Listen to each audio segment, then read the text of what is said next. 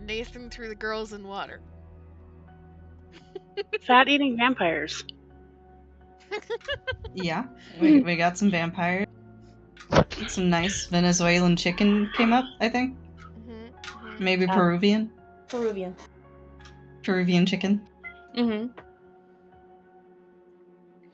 We went back to Boston under the advisement of Cody's cop to go investigate some people that had been essentially drained of all things liquid and gooey within into just husks. Primarily in and around the docks, or at least that's where the last few were. Met a Joe guest star NPC. Found out figured out what we think they are, what they might be, or at least what they're related to, which is a South American species of vampire, I think. Yes. I forget the name because it was not a name I'd ever heard before. So we're going with vampire. Technically, it's Karasiri. Yeah, Karasiri. You can just call them vampires. Found their boat, but before we could go poking around the boat, they started coming. So Nathan's like, okay, we gotta pretend. So yeet Elaine into it, and Evie dived into the ocean herself, and then had to be dragged the fuck back out.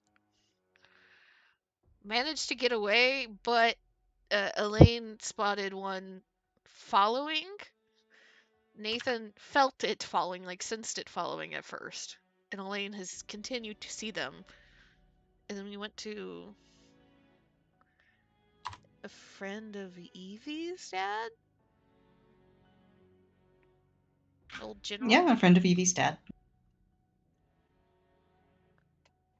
A paranoid general.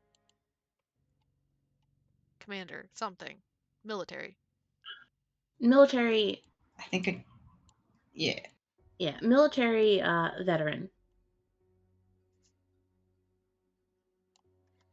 And we are staying there because we are concerned that the vampires might come after us. And they know where we are now because Elaine saw them driving by in a car. Also, we need to roll luck. Yes, you guys do need to roll luck. Thank you for remembering. I forgot. Okay. It's a good thing you got that on a luck roll. What? So is this where I remove 10 luck? Or No, what no. happens? So, if you fail, you gain 1d10 luck. Oh, okay. Cool. All right, Elaine.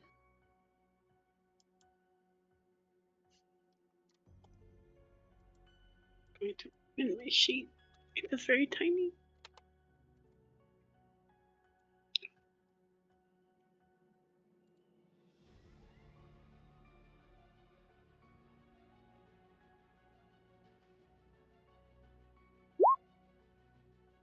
Oh.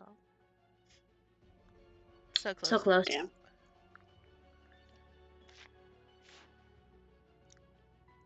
And so if you succeed on luck, nothing happens? Nothing happens. Okay. Cool. Mm-hmm. It's essentially, if your luck's getting low, the likelihood of you getting more increases. Versus, if you've got a good amount of luck, the likelihood of you getting more decreases. Mm-hmm. Yeah, I don't believe that. Hey, to be fair, I'm pretty sure last time I succeeded on my luck roll and I was starting to get a little low myself, so the curse has to go around in the circle. Yeah. It happens. I'm sorry. Curse you, DM. This is all your fault.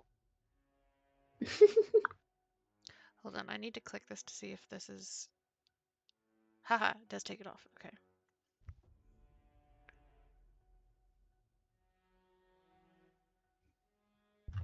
All right. So, sorry, I just got hit with like the big tireds all of a sudden.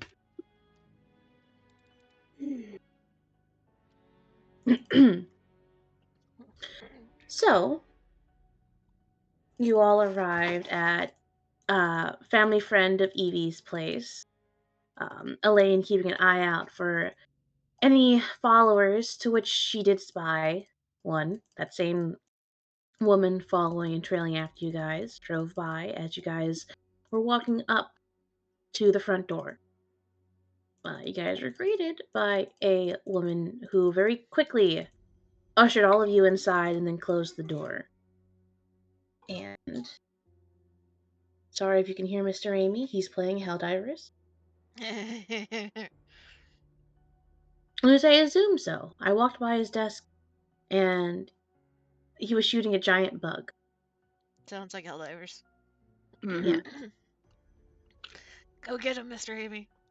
Save humanity. That's a random side note. Mm-hmm. I'm starting to believe that men do think about the Roman Empire multiple times a week. No, we tested this on Joe, and he doesn't. I don't know that Joe is a good example of all men. Yeah. Michael's playing Warhammer as well as Helldivers, like alternating between those two games all day. So I'm just like, I see. Yeah, mine's alternating between F1 simulators and Helldivers. Yeah, I think Joe has been a little too exposed to the queer community for a little too long. Yeah, outlier. Hey, if I'm maidenless, am I also like lordless? Yes. That's kind of sick.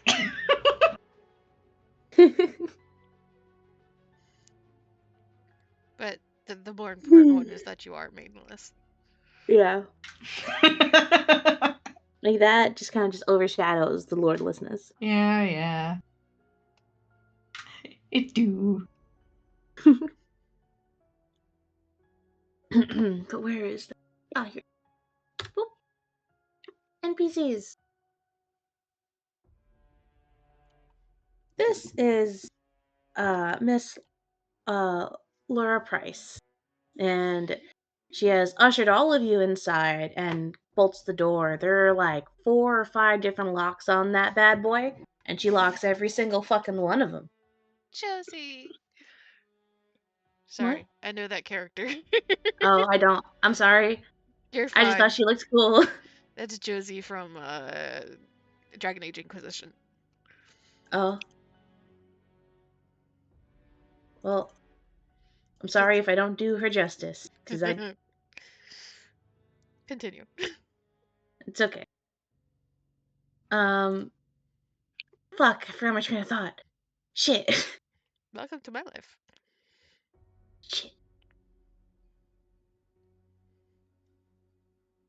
Yeah, we'll just take off from there. I had a thought, lost it. It's gone. I'm not getting it. That train's left the station. So, you are all ushered inside, and she locks and bolts the door before she turns to all of you.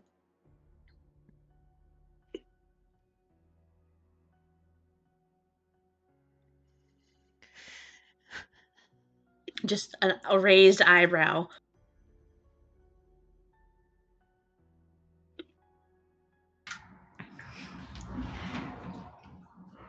As she turns toward us, Evie will take a step forward and just smile, charming smile. Got her hands kind of up. Hold for fucking motorcade.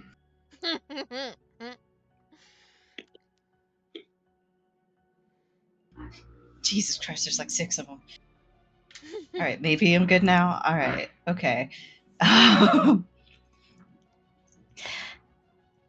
Remember when you said that if I was ever in Boston, I could stop by?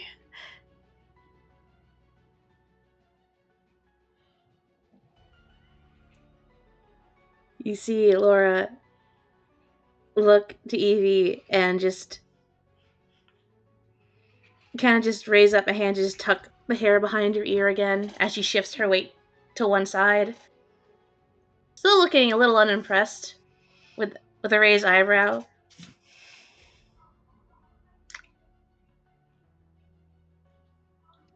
I figured you'd send a letter first. Well, I would have loved to, certainly. However, I found myself in a bit of a problem, and I thought, well, who do I know who can help me out better with this particular issue than my old friend, Laura Price? And so here we are. These are my research assistants. Isn't that right? Yes, that's Elaine right over there. This is Mr. Nathan Keegan over here, and would you believe we have a detective working with us today? So, as you can see, it's perfectly on the straight and narrow. She'll give a nod to each of you as she sees you all, and she'll nod ahead towards Evie, and she'll say, sorry, I'm fighting off yawns. Give me a second. Are you okay to run, friend?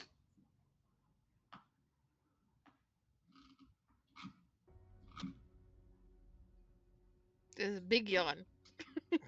A very big yawn.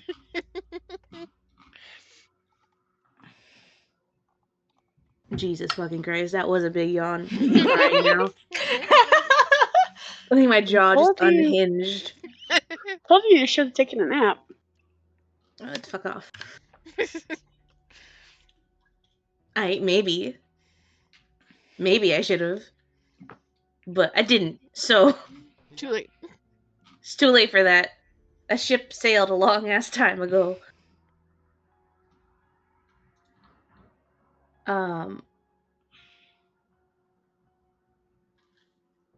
So. Ah, jeez, sorry. Just fuck. Every time I go to speak, I feel a yawn just building. Okay. Give me 1 second. I'm just gonna go see if we have any fucking caffeine in the house. I might snort coffee grounds if I have to. I'll be right back. I think when we were coming in, that Elaine still had Nathan's coat from where he just kind of threw it at her for complaining and freaking out. And then she also was like sticking weirdly close to him coming in, correct? Yeah, she did the whole thing of like, if she was in front of him, she kind of backed up a bit so that her back is like on him, on his like side or whatever. I imagine like Nathan is still kind of like arm around her shoulders, just very lightly. And as Elaine and Laura are speaking, or not Elaine, Evie and Laura are speaking, Nathan will just kind of tilt his head and try to catch Evie's eye. And there's just a single eyebrow raise of like, okay, what are we playing at here?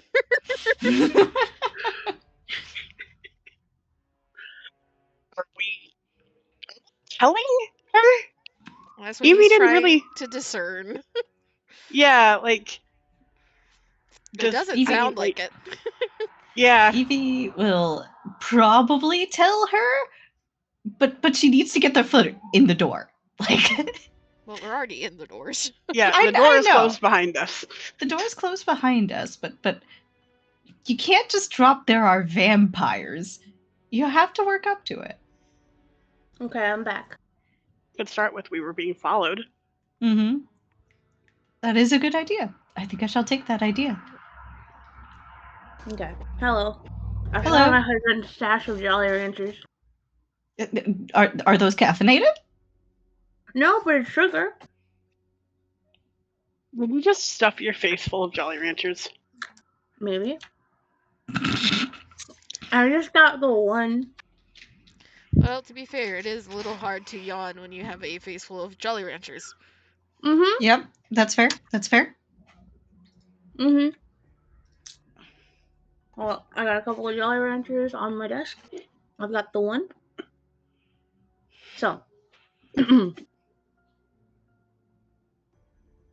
So what?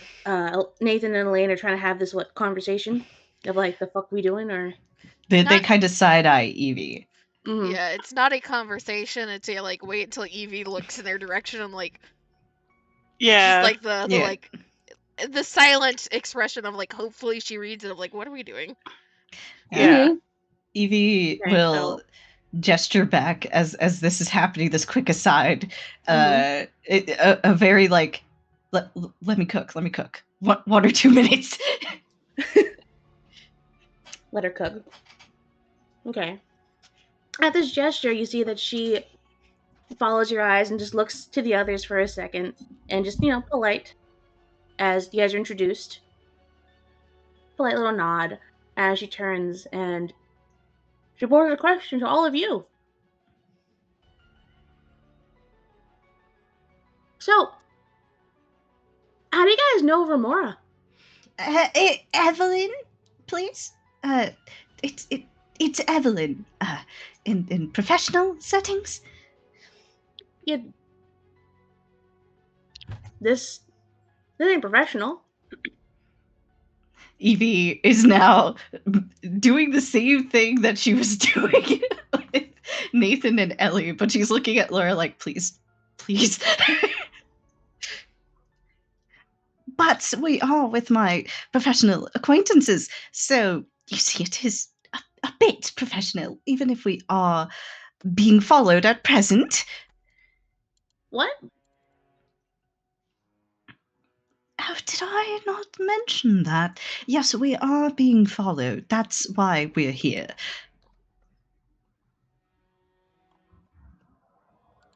She just kind of stares at Evie for a solid 5 seconds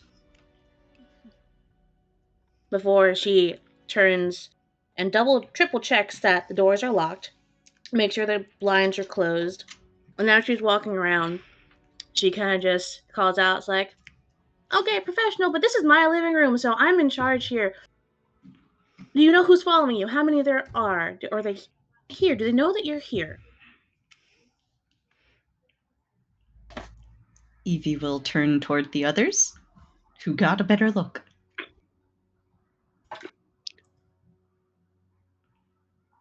Oh, Elaine will look at Nathan and at Evie as in like we're good. Yeah? Doctor? Evie will nod. There was only one of them as far as I know. She's nodding. And you see that she's currently closing blinds and locking windows.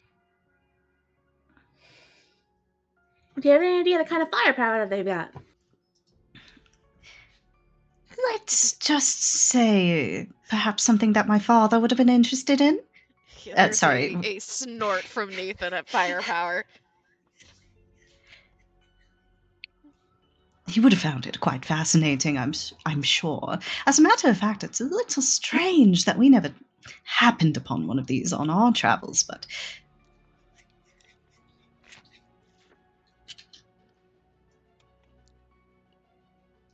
She just turns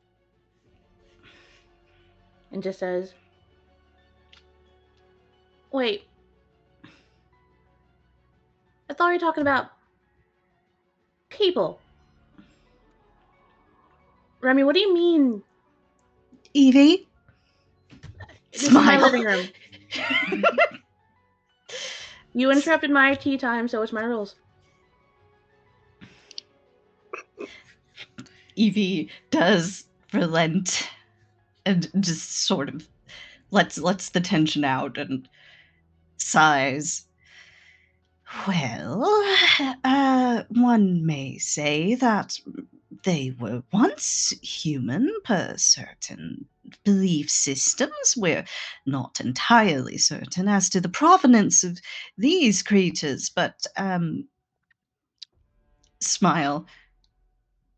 I did say it was a bit of trouble.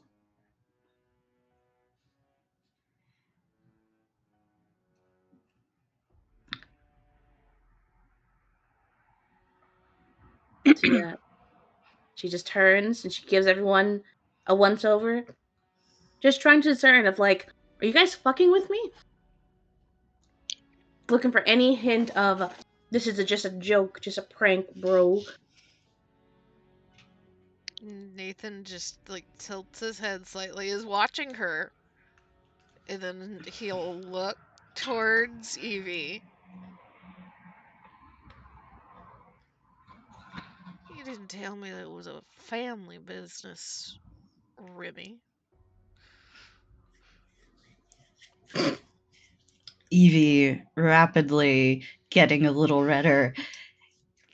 Well, I try not to bring that up around. It's a matter of some contention. People who are familiar with my father tend to make certain assumptions about my talents and abilities, and I didn't want you to know me that way. Most people to know me that way. So, yes, there's a bit of a family business. My father was a explorer you may have heard of. And looks back towards Laura. Was a Eh, nod. So you were at least familiar with this type of stuff that they tend to get into.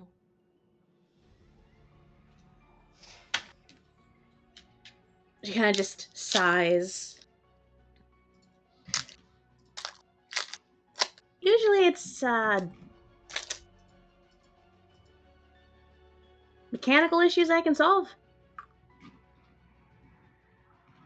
Usually it's normal. Or just, I need a babysit, Remy. Evie, you can see her open her mouth and then just stop.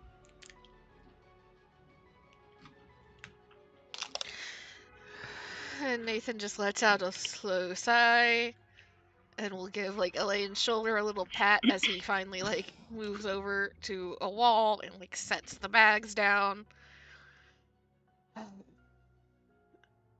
Yeah, as far as we know, there's some sort of little coven around on the dock side, and we may have pissed them off.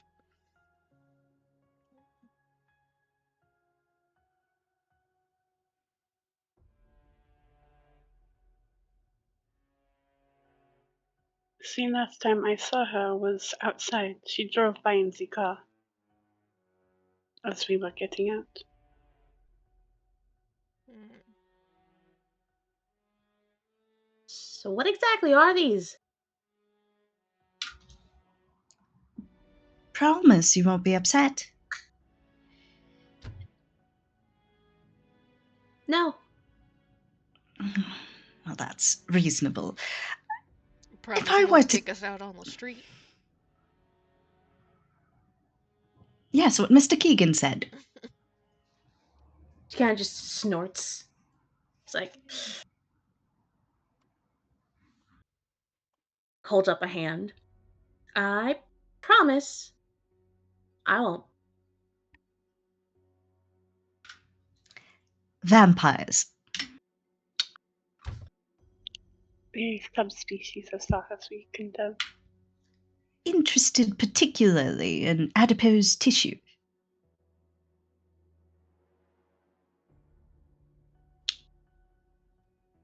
She's gonna take a second. She stalks still before she takes a deep breath. Lets it out. She turns to Nathan. Alright, I need your help with something real quick. Follow me. Nathan just like opens his mouth to protest and then slowly closes it, sighs, just follows her. Evie is like silently waving him on, thumbs up gesture.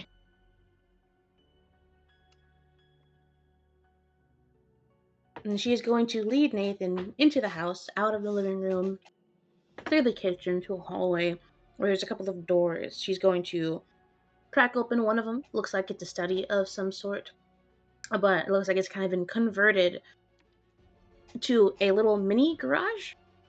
There's different electrical appliances thrown about, lots of different tools.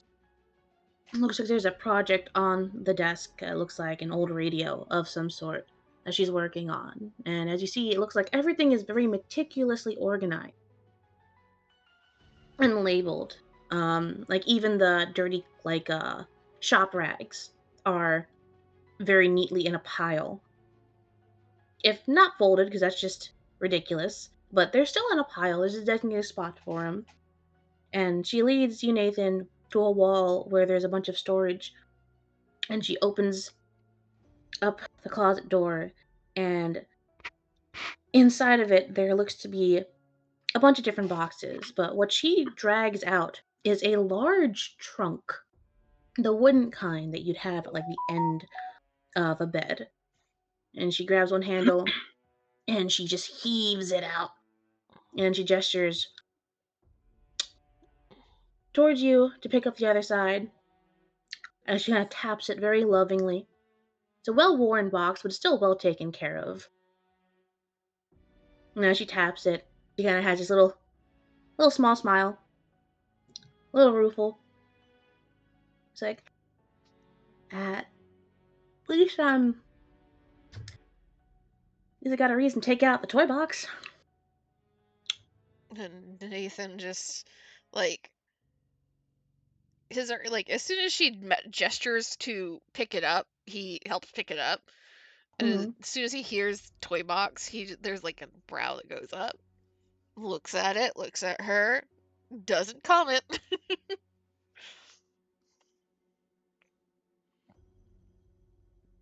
It's just small smile, little grin.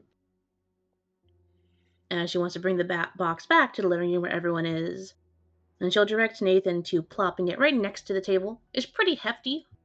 It's probably like a good 100 pounds, honestly. It's just very long and wide, so it's kind of hard to move. But plop it down next to the table. And she kind of claps her hands together, dusting any dust off. There is no dust. And she is going to reach a hand over and just place it on top of Evie's head. And then kind of ruffle it a little bit. Evie surprisingly does not fight this in the slightest. You are up a creek, aren't you? Well, I was the first time we met.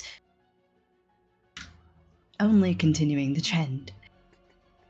Pretty sure she never comes back down the creek. That's what I'm here for. Alright, so. You know what kind of firepower they're working with? Fangs. Mist. Okay. Oh. What? Well, it was very foggy out tonight, wasn't it? Looks towards Elaine and just kind of gestures for Elaine. It wasn't foggy out, but they can't turn into mist, right? That was the... Mm-hmm. Yeah. As they can turn into mist. It is partially because they were following us, I think.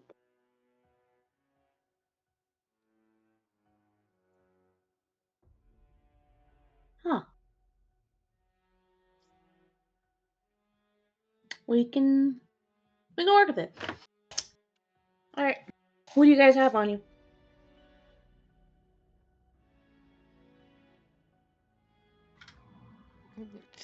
Nathan kind of like pauses for a second. And if there is like not any like backlash from Evie or Elaine or what's your character's name again, Cody? I'm sorry. Rebecca. Rebecca. He just shrugs and goes over to his duffel and like unzips it, and you just see the arsenal inside. What you got again? Oh, good bit, I think. Hold on.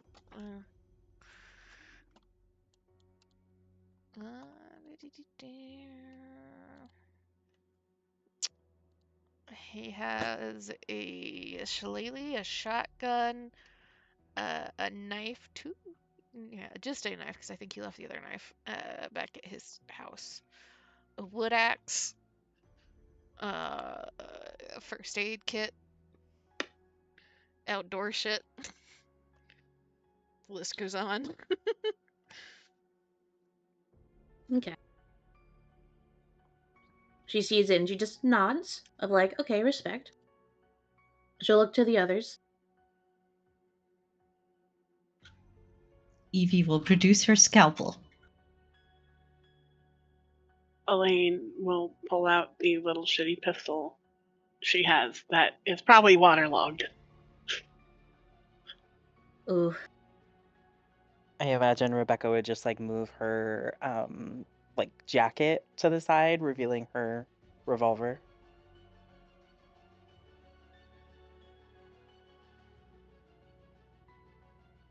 So she nods. Like, all right. Well, country up a creek. I can offer you a paddle. She's gonna open up the box, which she has named the toy box. And inside are a fuck ton of weapons.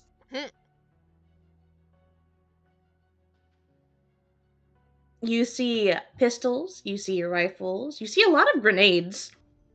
You see like little different bayonet attachments. You see like kukri machetes. You see just all sorts of shit inside of this. And as she sets the lid down on the side, she kind of just gestures to it. Just like, and by the way, this doesn't exist.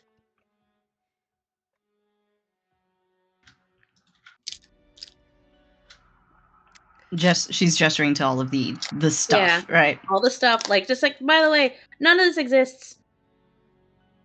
Nathan just smirks.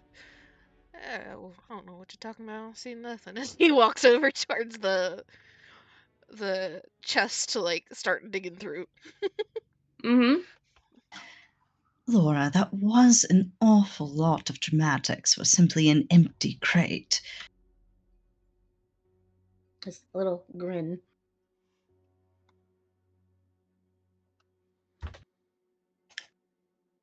And essentially here, if you guys want to get more weapons, you can. God, I gotta go look up the weapons. I don't know what we could get.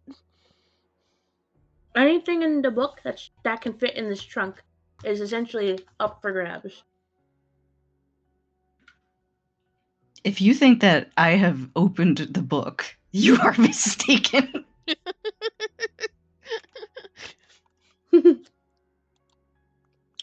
um, Google Call of Cthulhu weapons.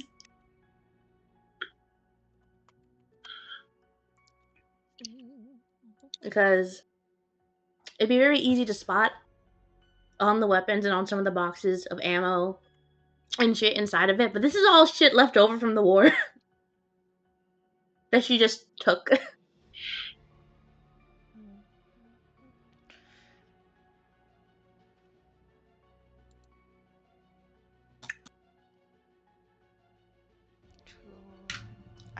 Would a rifle fit? Mm-hmm. One of those long trunks. Yeah. I'll take a rifle. Okay.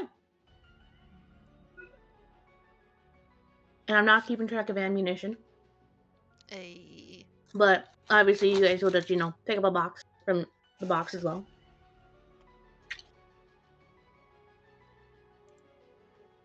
let me see here. Yeah, I see many of them listed here, but even though Lee Enfields are cool, I'm gonna go with just a bolt action because the Lee Enfield's like $50.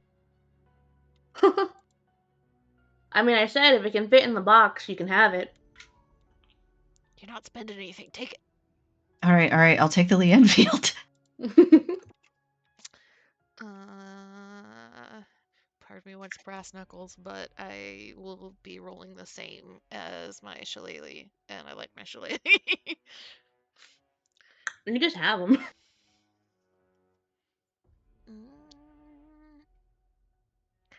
See, the thing is that I invested so much in handgun and none into rifle or shotgun. Can I just get like another revolver? If you want to, yeah. Okay, bet. If you want, you could get one that can hold more bullets. Okay. Like, if you look, you can imagine you just got like what, a regular .45 revolver. Um, please hold.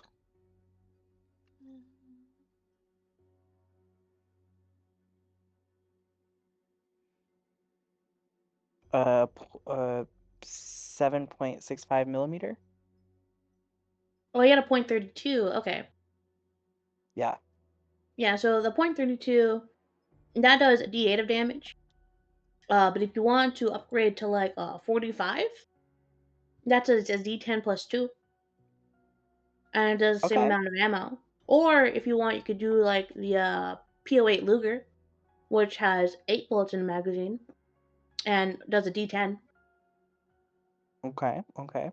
I would say if you want maximum damage, you should probably go with .45 automatic, because that'll still give you they'll give you a D10 plus 2, and it'll give you 7 bullets in the magazine instead of 6.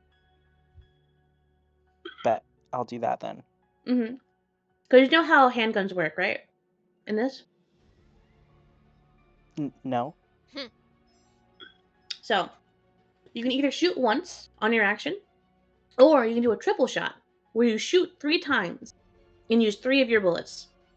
And for your first bullet, it's a normal roll. Your second bullet, you have 1 penalty die. Your third bullet, you have 2 penalty dice. Because, the recoil of firing so quickly.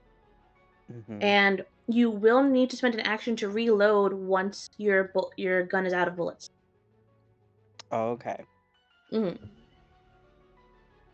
Yeah, I'll take a 45, and if there is a grenade, Yeah, there's a I fuck ton of think them. Rebecca would take at least one grenade. This is Just her in case. toy box. Bet. Mm-hmm. Since we've got someone using a handgun and a rifle, could I get a Mhm. shotgun? Yeah, sure. Let's see. The 12 gauge is a good one because that's the one that I have. Mm-hmm. Which 12 gauge? There's multiple 12 gauge. 2B? What is it? Yeah. Which one is this one I got? One is in the middle. 12 gauge The 2B. 2B? Mm-hmm. Okay. Because it is 46. What's the difference between the semi-auto and the 2B? Because the bullets in the magazine's good. It looks like uses per round. Mm-hmm. You can empty the entire thing in one round with the semi-auto, I think. I think so. May I take that, Dean? Sure. Sweet. Oh. You're limited only by size. Well, we have a rifle that Evie has. You picked up another shotgun. We got 2 handguns now for Rebecca. And a grenade. And a grenade.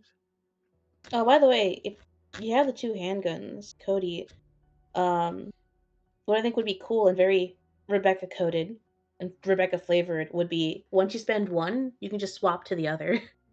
That yeah, I kind of figured it Yeah. would just like drop one gun and move on to the next one. Mm-hmm.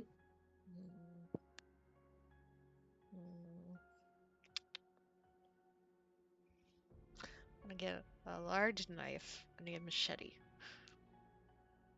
Then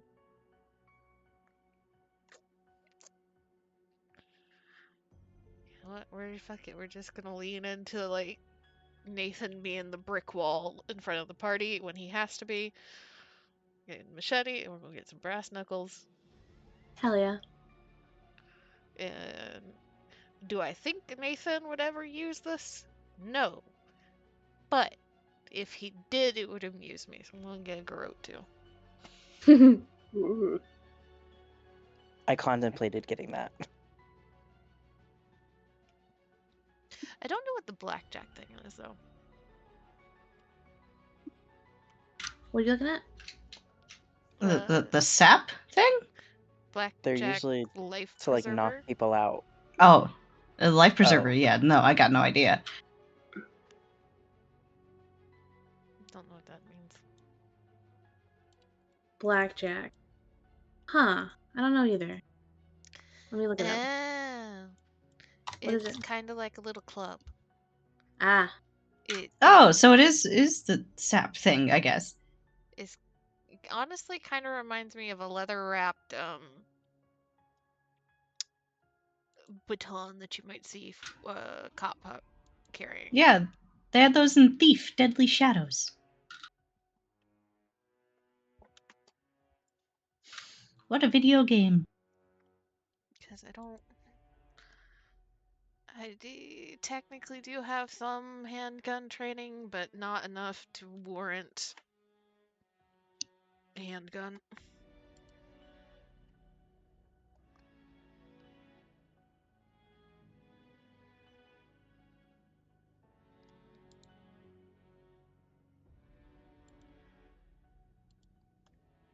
Now I must add all of this shit.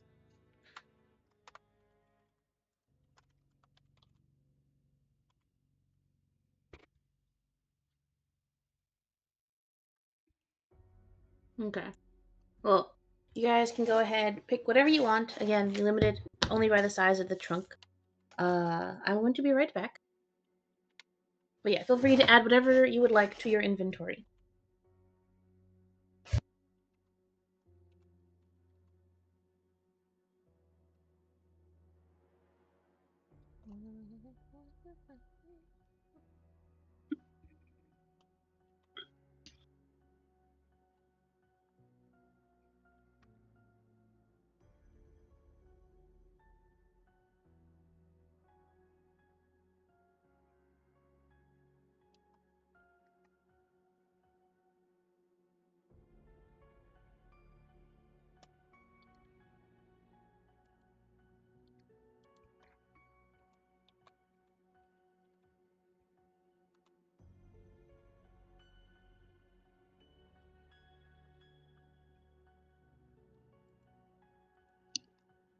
I have to go back over here.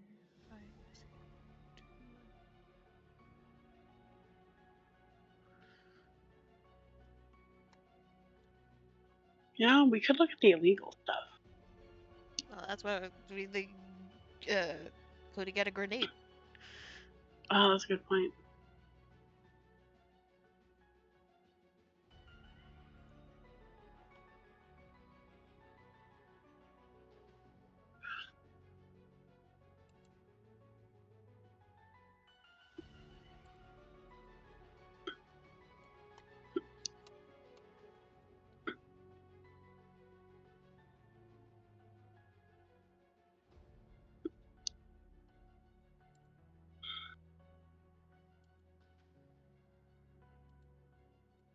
Hello, I'm back.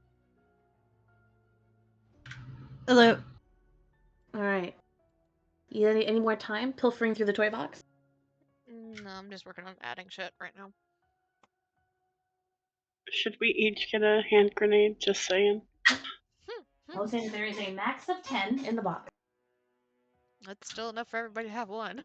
Yeah, you I guys guess each have one. everybody grab a hand grenade. You can I all feel even like grab 2 if you want. I feel like Nathan is sitting there like checking out this machete, like unsheathing it and kind of flipping it side to side, testing it, and then just that like creeping sensation down his spine turns and sees Elaine and Evie grabbing grenades, like one in each fist, and it's like, yeah, no, we're gonna put that directly into the duffel bag. They probably saw Rebecca grab one nonchalantly, put it in her pocket. We're like, oh, we can grab those? Oh shit. Oh shit. Yeah, no, that goes directly into the bag, and we ain't touching it unless we need it.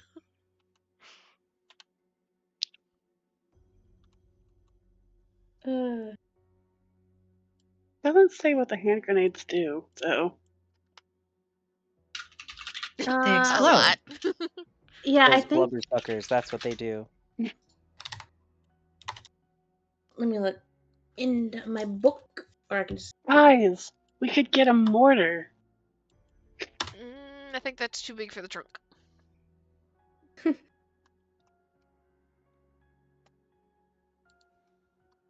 Yeah, hand grenades do a fuck ton. And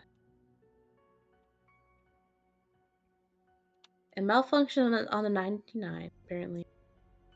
But yeah, they do 4d10.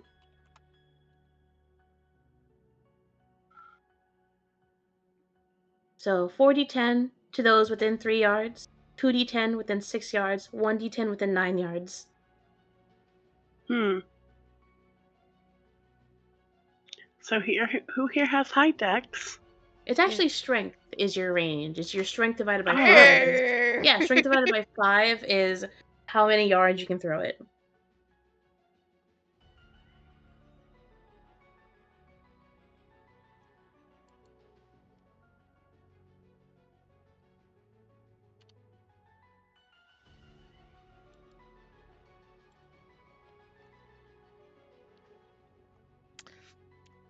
So while I think it is good for you all to have at least one, just know that it's like casting fireball, know the area, know the range. Know the area, know the range. Give it to Nathan because he has the highest strength. Yeah, let's Nathan have it. I'm comfortable with that. Mm-hmm. Yeah. It would 100. I will flat out say it would have to be one of the others handing it to Nathan because Nathan would never think, let me grab a grenade and throw it. Yeah, as Evie picks it up and Nathan's like, that's going in the duffel bag. She sighs, hands it over. Well, don't just take the one.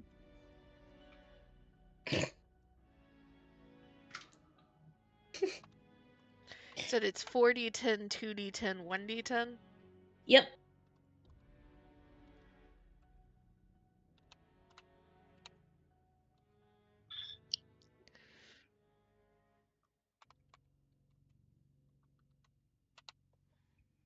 Just for reference, so y'all know, searching cock weapons works.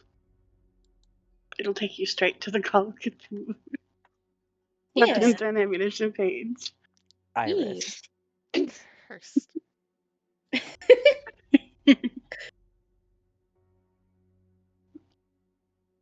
You see that Laura is, in fact, stuffing. She grabbed a rifle and she's got that slung over her back, and she's pulled out a little satchel, and she's just stuffing that shit with grenades.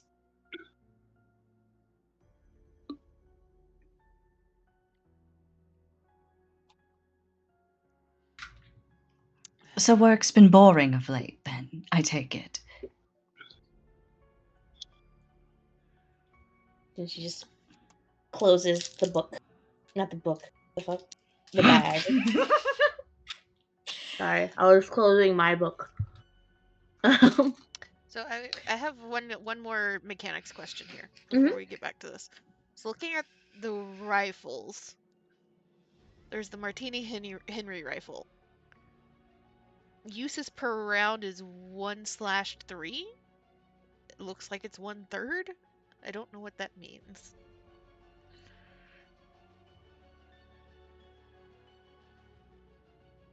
I think Is that might that be a a triple sniper attack. rifle? Or something? Like you need to brace or something? 45. So lever. Eventually retrieve the Snyder. That might be a triple shot. Let me double check.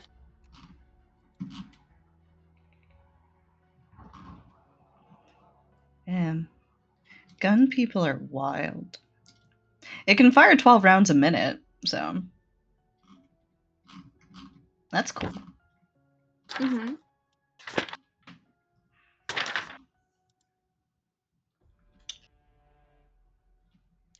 Oh. It says can be accurately fired every second or third round. So it'd be 1/3 accurately fired every 3 rounds. If it's 1/2, it's every second round.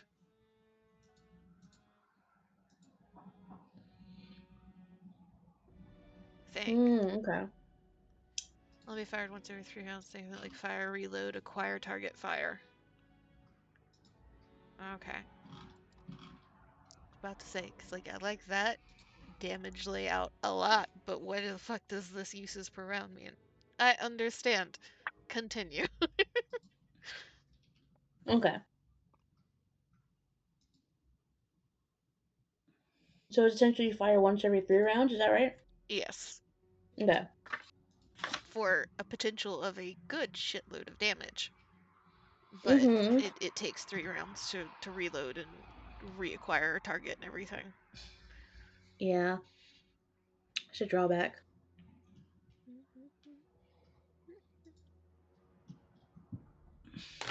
Any other mechanics questions?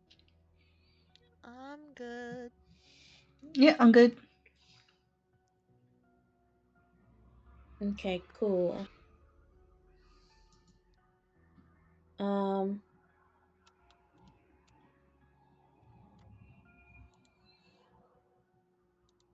on. There are. I'm looking over the section for firearms in the book, and so you guys can like dive for cover if you're being fired at, and give the person shooting at you a penalty die.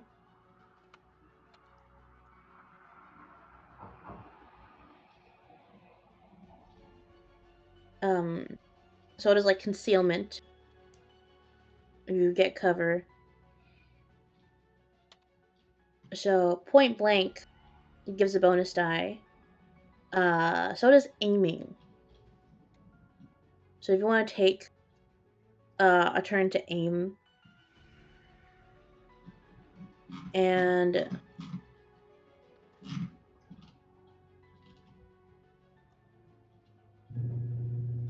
then so if you take a turn to aim, your next shot is going to have a bonus die. Gotcha. Mm-hmm.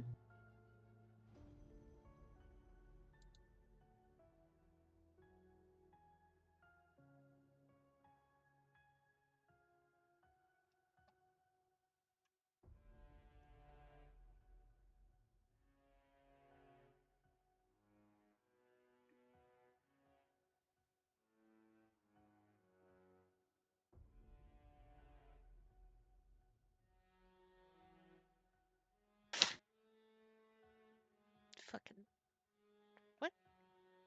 Okay.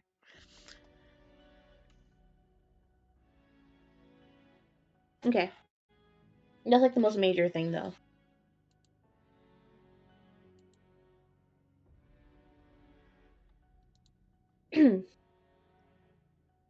So Evie says then, as Laura finishes packing her grenade to go bag, kind of looks at Evie and kind of just shrugs.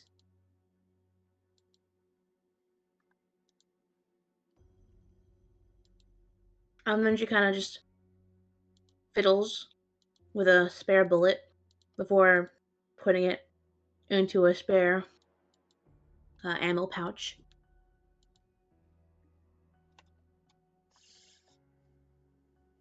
Yeah, work's been good. I got a little pet project I'm doing on the side though.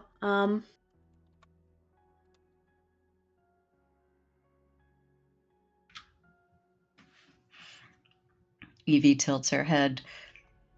A pet project? Now that sounds interesting. A great deal more interesting than the other stuff. After all, if you're this eager to blow something up, then things must be getting dull.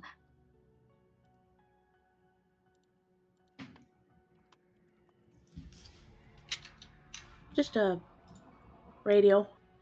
The big guy saw it in the other room. Oh, a radio? Do you know, I almost died because of a radio recently. You didn't remember how to fix it? I taught you how to fix it. I was under duress at the time. We were besieged by... Did I not tell you about this? I discovered a new species.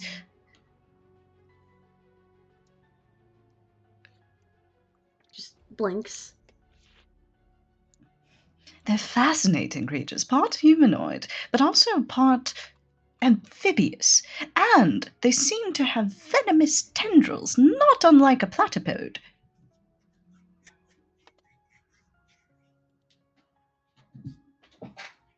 It's just going right over her head. Evie will continue talking about this unless she is stopped. She just nods. Just small smile, nod, blank eyes of let the nerd talk. And I feel like after like a minute, she'll kind of just like hold up a hand to Evie, just like pause, hold. Hold. Mm-hmm. Evie, hold. Turns to the rest of the group. Like, while you guys are suiting up, do you guys mind if I steal little Remy over here for a second?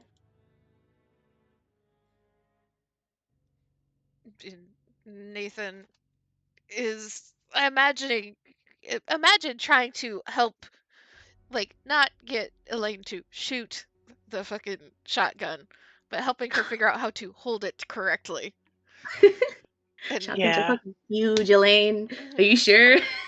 He's only held them a couple times, maybe shot it once or twice, but she's not a gun expert at all.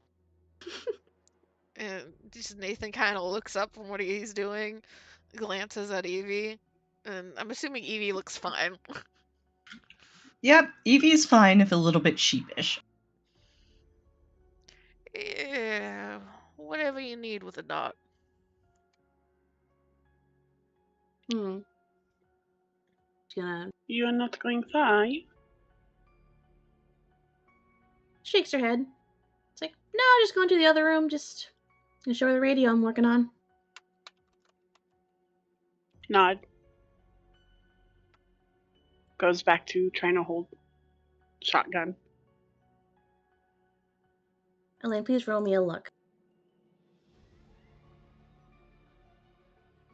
I will say Nathan would have taken the fucking shotgun bullets out. Yeah, I assume so. You want me to roll luck? Yes, I do. Okay.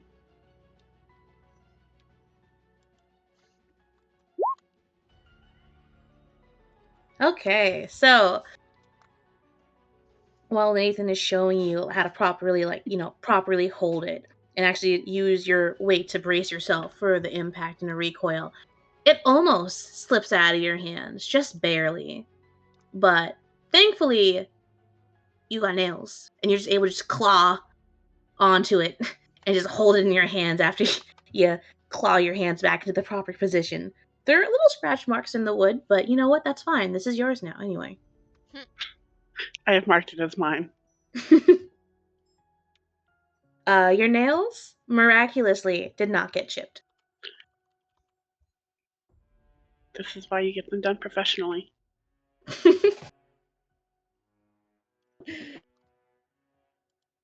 But yes, that is all. I wasn't gonna make you shoot Nathan.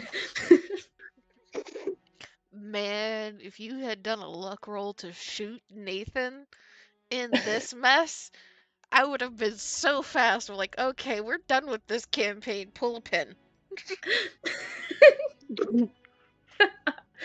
Oh, jeez. No. Pull a pin. What a reaction. Pull a pin. Like, we just got a bunch of grenades. But yeah.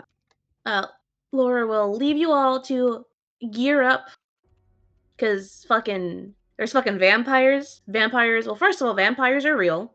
Second of all, they're in the city. And third of all, they're after you guys. Fourth of all, you brought them to my house.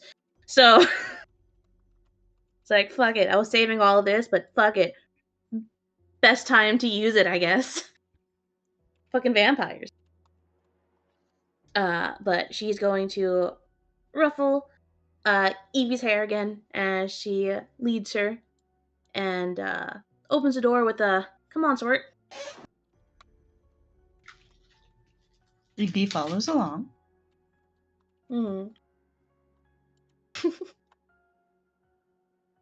And she goes into the other little workroom, and it's exactly what you expect it to be. Exactly how you know she likes to set up her workspaces. Very neat and meticulous, but also jam-packed full of shit. Different projects lined up on different tables and piled up against the wall. All of her tools neatly organized, but there's just so many of them that it can't help but feel a little cluttered. You have a feeling that if this was not meticulously kept, you wouldn't be able to walk into the room, let alone have enough floor space to fit like 5 people. But she leads you to the main work desk, and sitting on it is an old radio. You can see that it's a little beaten up. She is refurbishing it. You see some of the wires are very neatly twisted and are in little groupings and fastened, where she's very slowly resoldering and rewiring this entire thing. And she gestures for you to have a seat on a little spare stool that she brings over before she plops herself onto her own stool. Evie will have a seat on that stool and resist the urge to pull out like her little notepad and start sketching. But there's a touch of nostalgia to this. And as she sits down, she looks at Laura and she's like, I was going to tell them eventually.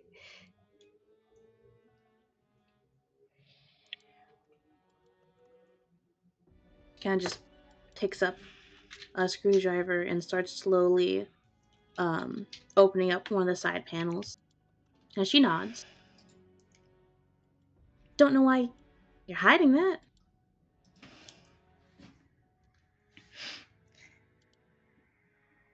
When you spend so many years in someone's shadow, well, sometimes you want to strike out on your own. And aside that, there's also the matter of press and recent goings on. She looks down a little bit. There would be questions, and I did not want to answer some of them.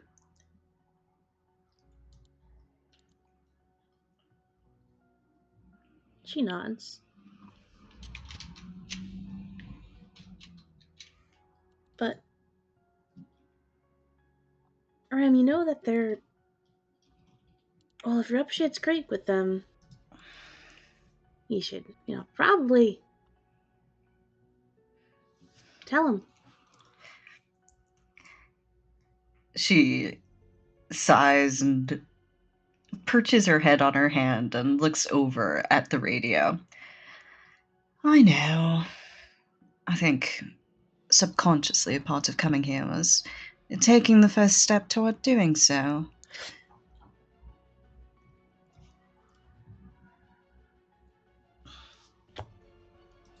There's a small grin. Yeah, I'm sorry, kid. I'm not gonna call you Evelyn. It is my name. But Remora's, cute. And Remy's just, perfect. Kind of pulls up her two hands in like a small little squishing gesture. Yeah, little squirt, little kid, Remy. Evie will smirk. I can accept that coming from you. Rather less so from a panel of academics. She shrugs. Whatever floats your boat. And you see that she kind of finishes opening up the little side panel on the radio, and she starts pulling out more wires. All of these are kind of spent. You see that they're rusted over. There's dust and debris mixed with them as she pulls them all out. And she kind of stiffens a little bit. She gets much more tense as she starts working on it. And she kind of looks over to Evie. And you see that there's this bit of conflict on her face.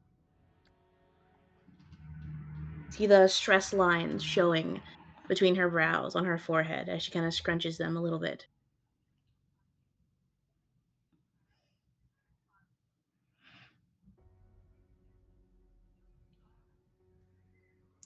Evie will allow her a moment and then draw herself up a little bit, sitting a little straighter.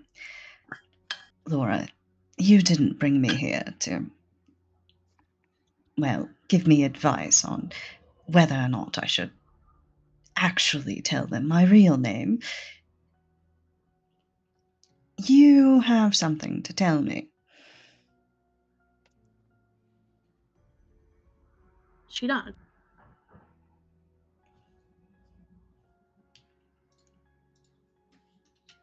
Just don't know if you're gonna like what I gotta say. I've already been pulled away from a halibut the size of a small car today, and assailed by a vampire, and honestly, I cannot tell you which is worse. So, one more piece of bad news is hardly anything that will break the camel's back. She, nod. And then she kind of squares her shoulders a bit, sits up a little straighter. It's about your dad. Evie now also sits straighter. Has there been news?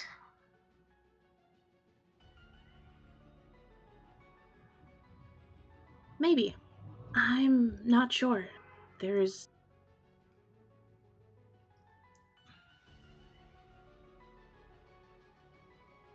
I heard something on the radio.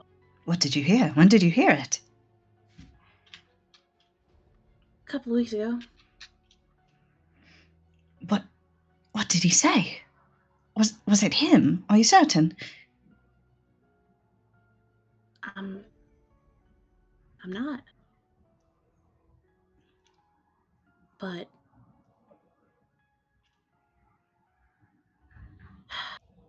he called me pricey, and there's only one person that does that.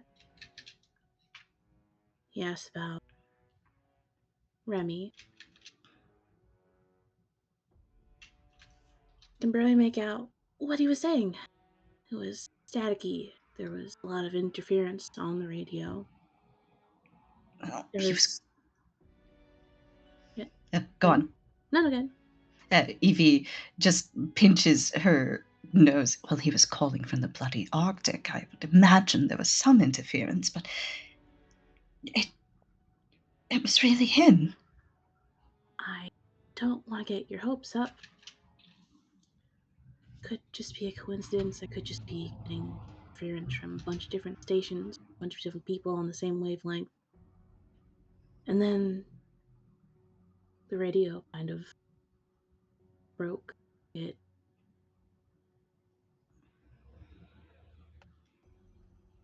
look the message itself, it was garbled. I could only make out 2 or 3 words at most. Time, it wasn't very long, maybe seconds at most. I didn't know who it was. And then it got louder and more muddled, and then the radio started malfunctioning. Everything sounded echoey, as if there were multiple voices talking at once, and then it got on fire. And I've trying to fix it up since. Caught fire. That's impossible. Your work is impeccable. A radio catching fire. She hears herself for a second, having realized the things that she's already seen, not even a week ago in some cases. And she looks to the radio. You heard him. What? He asked about me? I think you did. She will get up and she can't seem to help herself. She heads on over to the radio, knowing full well she doesn't understand enough to try and fix the thing. But the one that she's currently working on. It's this radio, the one that's broken, the one that she's been trying to fix, her current pet project. Yeah. Evie is going to just walk over to it and touch the receiver very lightly. I knew it. I knew there was no way he could possibly have gotten lost. A man of his caliber. It doesn't make any sense. He must have found his way to an outpost of some sort. Perhaps he's simply waiting for us to call back. If we can figure out where he was, what caused the fire.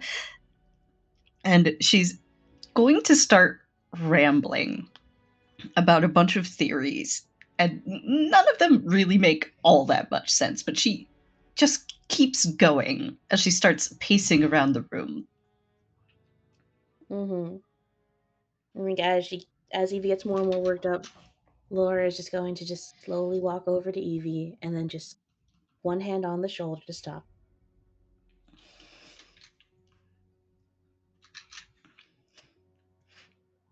Remy, I already radioed all the outposts. No one seen him. Then there must be a missing one. Perhaps he found a mountain somewhere with good signal, like you said, and he's broadcasting from there. Maybe we should contact some surveyors. Perhaps they've seen him, or travelers, or... Another hand on her shoulder. Remy, I already did that. This was about 8 weeks ago. Even sending letters and talking on the radio with everyone I can get a hold of. And there's just nothing. There's no sign of him.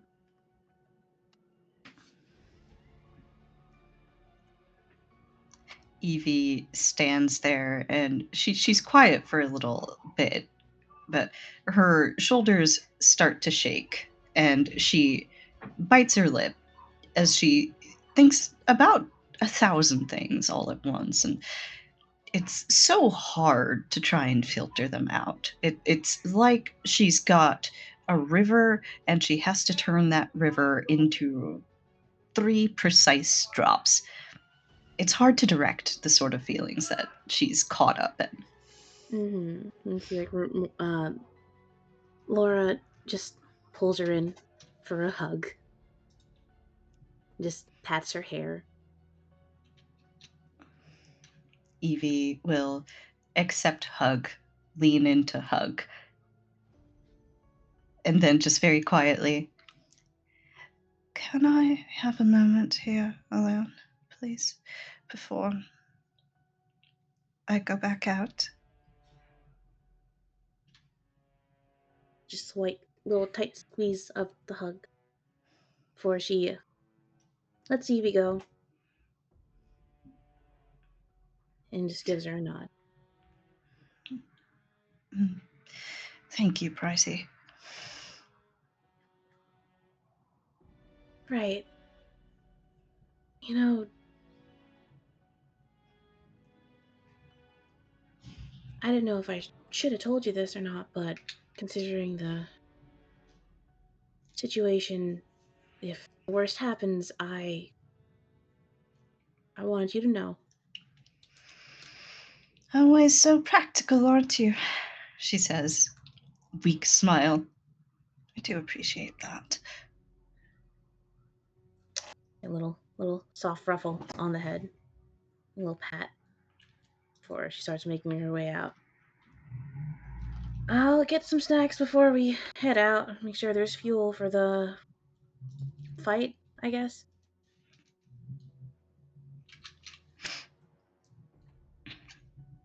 Evie will nod quietly and just sit where she was sitting in front of the radio. Not touching anything, but just sitting there. Well, Laura's going to exit the room down the hallway back into the kitchen and come into the view of the others as she says she's gonna make some food if anyone wants any takers. Nathan won't say no to food. Yeah, Rebecca Alright. is famished. Food time. Dinner for 5. She's going to get to work.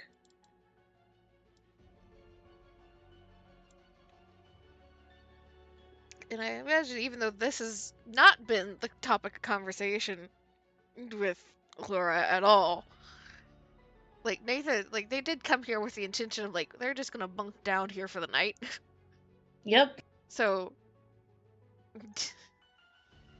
Nathan has not gone venturing too deep into the house, but has located a linen closet and has at least like laid out like a sheet and a pillow on like 2 couches. He's assuming there's a guest bedroom somewhere for at least one other. You see that probably when she comes in to like offer food, she sees that and she's like clocks it and she's like, yeah, that makes sense. All right, yeah, we're not opening that door until we're leaving. Nope. She's actually going to walk over and she's going to just once again make sure they're all locked before she goes back to the kitchen to cook. Nathan does not blame her.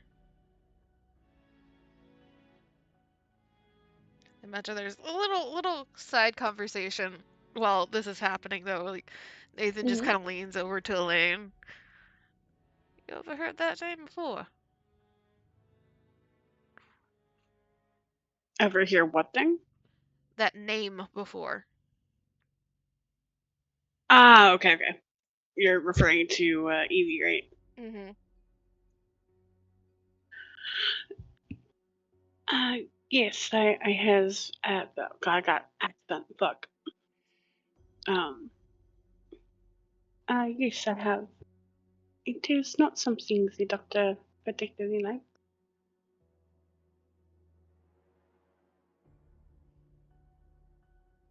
Just a little hum. You seemed real uppity about that one. Okay, then. I can understand her distaste for the name, but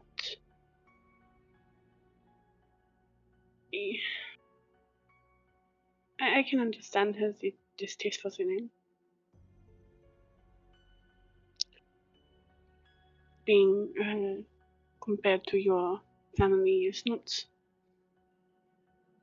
always the funnest thing. And Nathan just, there's a little, like, blink and a little frown, but he doesn't say anything.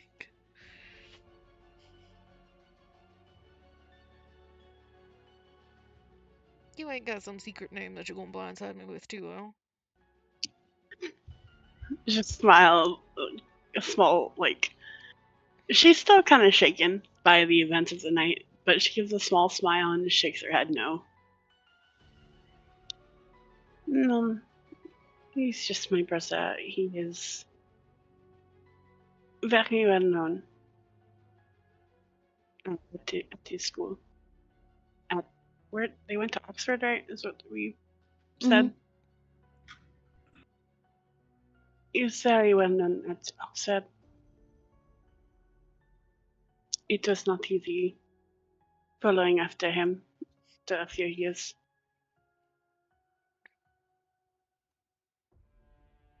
See, the more you two talk about this fancy school of yours, the more it sounds like you guys just chose to go live in a small town.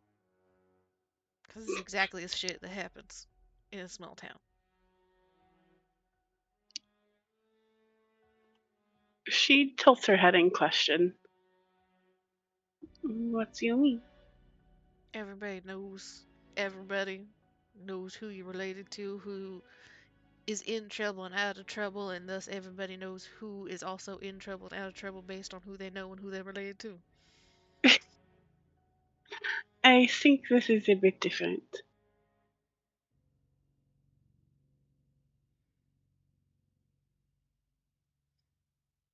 He just kind of like stares at her for a moment.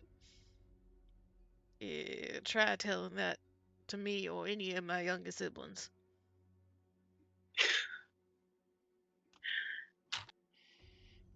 Technically, Evie is known on a much larger scale.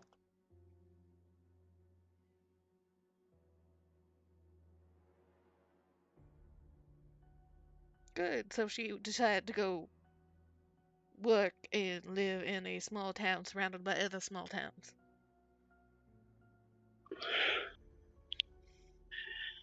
Elaine just shakes her head. She realizes she's not good at this.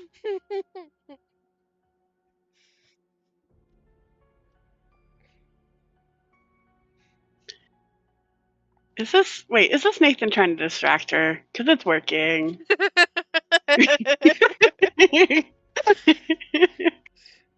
Maybe just a little bit.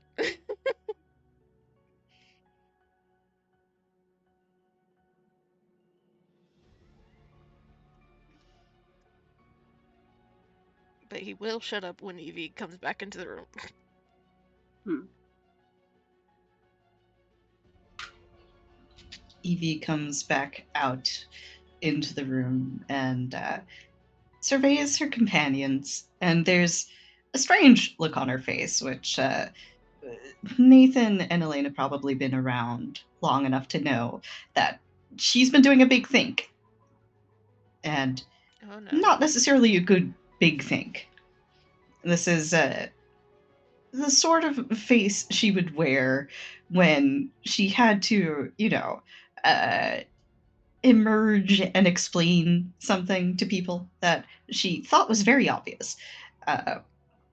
But she walks over to her companions and draws herself up, puts on a very serious expression. Right. So, it's past time that I did this. We're going to do this once, and we're going to get it over with. Am I understood? Well, look, the doctor got her big girl britches on today. Evie will look to Nathan, and it's not quite a smile, but it's the beginnings of one. You may say so. She looks to Elaine and to Rebecca.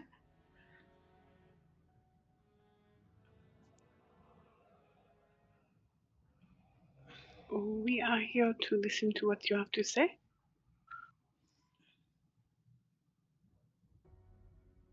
Looks to Rebecca. Sorry, was there a question posed?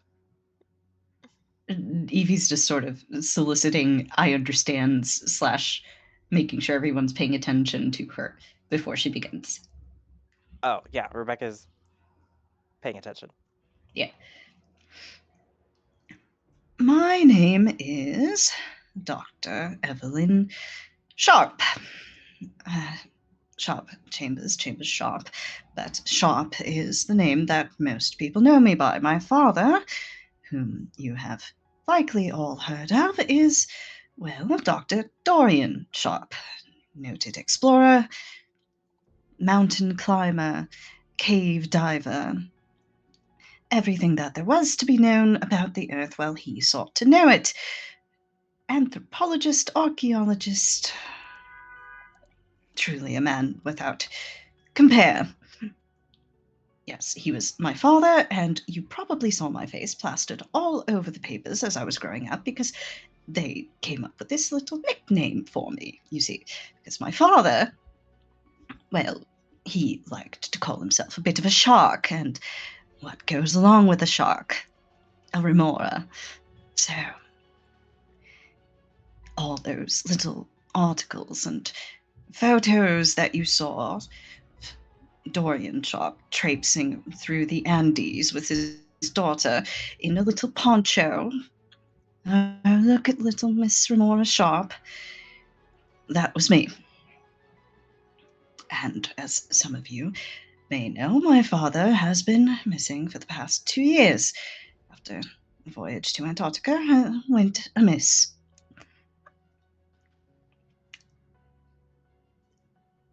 And, well, Pricey thinks that she might have hurt him, but there's been no other communication. So perhaps he really is missing, but I don't think that it makes any sense whatsoever. I think he's just hiding somewhere. That's it. Are there any questions?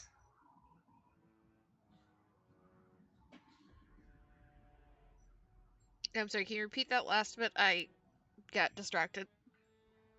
I'm not gonna lie. ADHD just kicked in real hard. All right. She said that her father's been missing for the past 2 years after an expedition to Antarctica went amiss, and that Laura thought she heard him on the radio, but that Evie basically just still thinks that he's okay somehow. And then she asked if anyone had any questions. I'm gonna go out on a limb and say that despite Evie's absolute assurance that everybody knows who this person is, like, fucking Nathan really doesn't. I think at most he has read an article about somebody famous missing, but then I was like, well, that's what happens when you go do stupid shit. And then, like, continue to read other things that were more interesting. So you just see, like, Nathan was kind of, like, staring, and there's the like, concentration she asked for, and then just, like, as she continued to talk, just the more 1,000-yard stare. Just increasing. And then a look towards the kitchen where Laura is. Looks to Evie, looks back at the kitchen, looks back at Evie. You ain't about to drag our asses down all the way to Antarctica. You know how cold that is. Yes, I am precisely aware of the temperature of Antarctica, actually, perhaps more so than most people. And no, I wouldn't ask all of you to go to Antarctica with me. I would go alone. Actually, I do have a question now. You say you hung around with your dad on all these trips and everything. How were you so piss poor at putting up a tent still?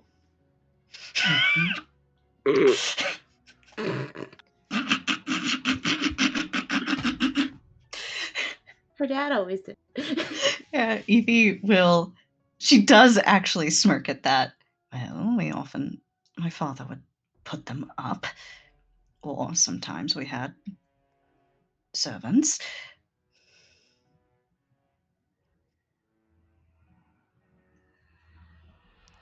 Tell me you got all this supposed travel in your background, all these grand expeditions and shit.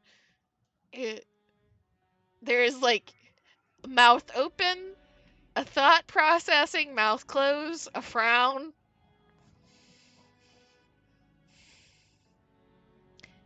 If it ain't got nothing to do with fish, it really doesn't stick up there very much, does it? Evie will pause for a moment.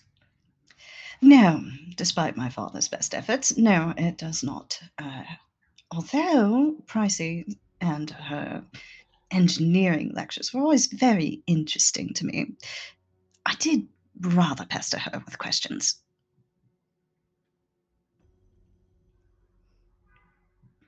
But when it comes to the soft sciences, no, I don't find those very interesting. So, I ain't even talking about soft sciences. I'm talking about just staying alive, Evie. There you go with your philosophical discussions again. Just hand, like palm up, like what the fuck gesture, and then he gives up.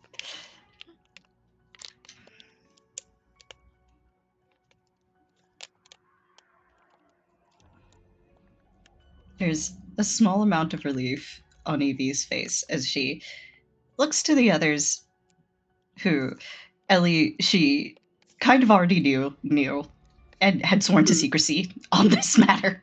Yeah. She looks to Rebecca as well. Well, any questions? This is your only opportunity. Can't say I do. All right, then it's settled, and we can have dinner and not speak about this again. Wait, I do have one more question.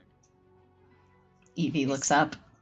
His brain has started to circle back around to like task at hand rather than disappointment in Evie. So, your dad's on doing all these traveling things and everything, right? Was he poking around looking at this stuff? And he's like this vague gesture towards the door. Well, a great deal of things fascinated him. He liked anything that was hidden or secret. So, although I wasn't privy to some of the more exotic findings, he was always in search of some legend or another. Do you think some if he was interested in all this looking at everything and trying to find the hidden like you say, wouldn't he have some notes on that? Evie looks down. Yes, he would. But he kept them on his person.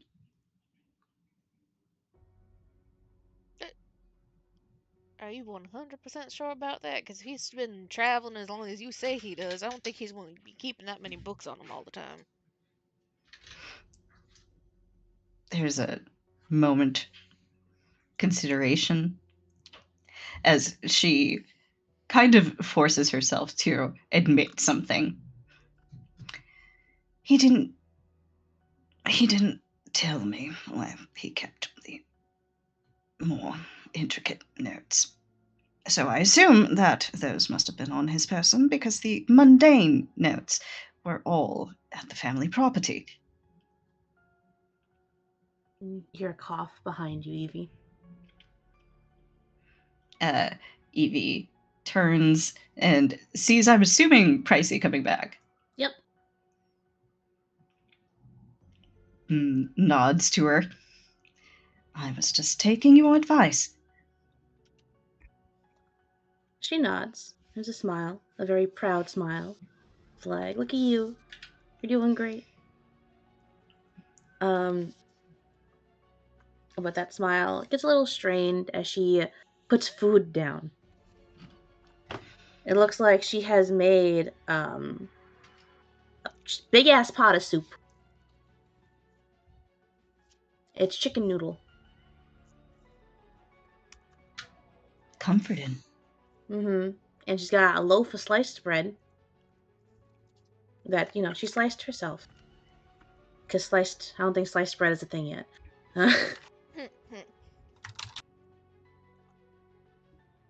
just through 5 years shy of sliced bread.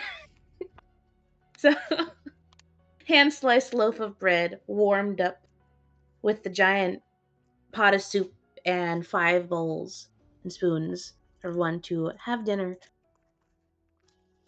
And she kind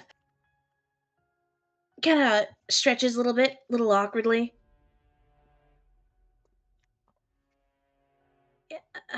About that, how old are you again? I'm 28, despite the fact that you seem to think I'm still 13. I have a doctorate now, you know. Yeah, sure you do, kid. Malding. Absolute malding. She hands you a bowl of chicken noodle soup. Accepts bowl. Pouts. Still Intense malding. pouting.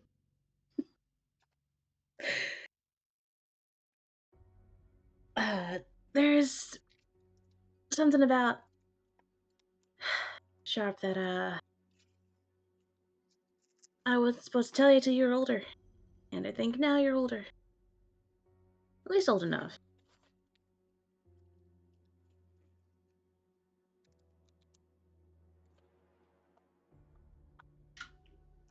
Evie looks at her with eyes a little wide. Do you know where they are?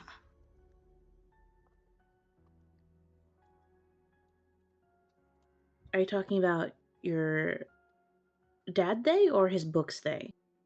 His books. Okay. So I want to double check.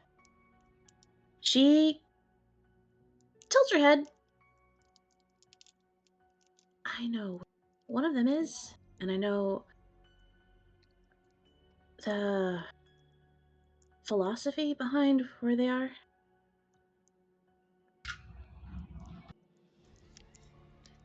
Though Nathan does not interrupt to say anything, Elaine would have the very distinct view of Nathan, like, gesturing towards Laura, looking at Elaine, like, yeah. See? Look. Books.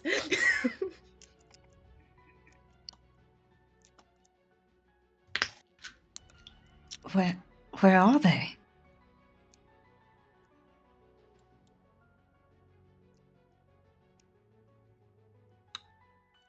So,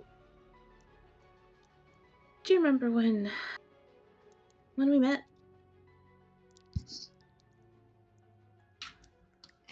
Yes, I remember when we met. Our car broke down in the middle of the desert. She nods. Well, you were a kid, a little squirt, and I fixed your car up.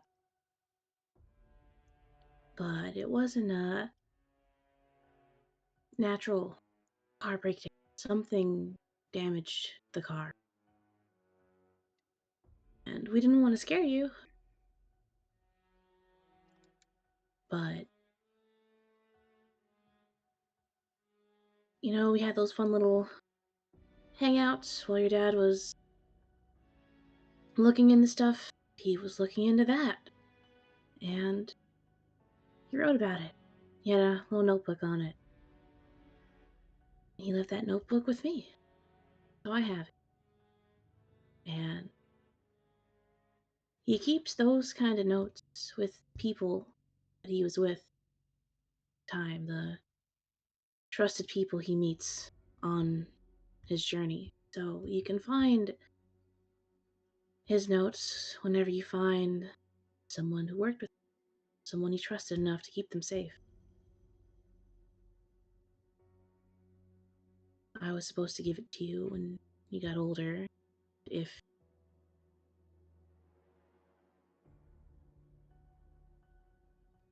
you got involved into that kind of thing, which apparently, considering there's vampires that were at my door, I think you're pretty involved into that kind of thing, so the book's yours. Evie puts the bowl of soup down onto the table and gets up. And there's this intense look on her face that's very akin to I have spotted something that I want to study. Pricey, take me to the book, please.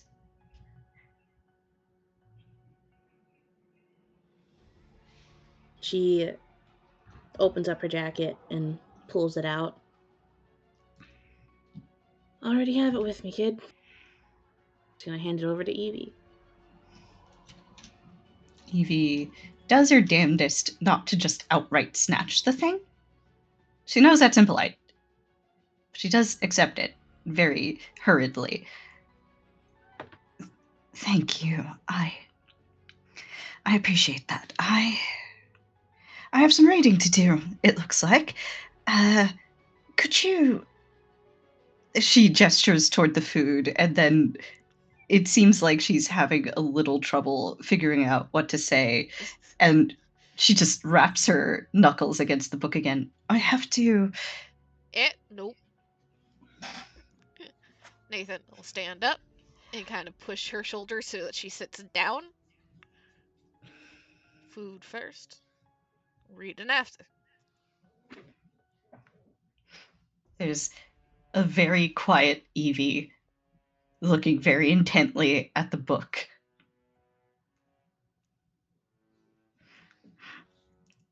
But how am I supposed to? You can eat one bowl before you go diving into stuff and we lose you for the rest of the night.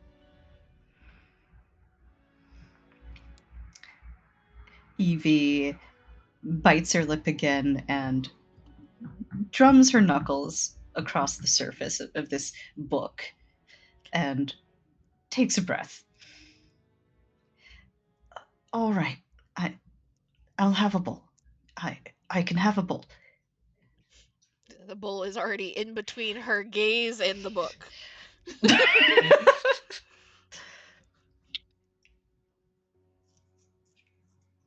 Evie will quietly, and very, very weirdly quietly for her, and also very quickly, set about eating this bowl.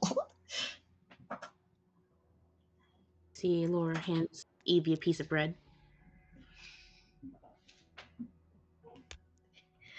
Evie looks up as if to say, this was not in the contract.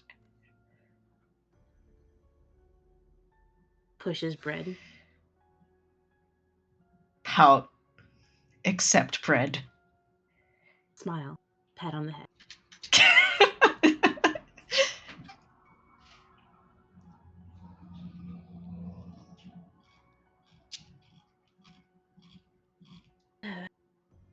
Yeah. If you eat the soup's pretty fucking good.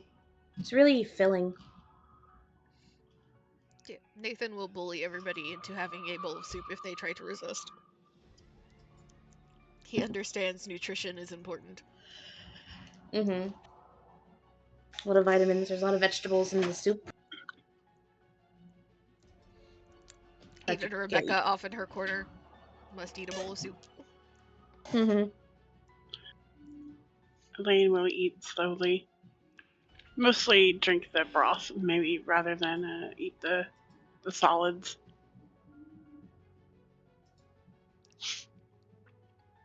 She keeps kind of every so often glancing at like windows or whatever.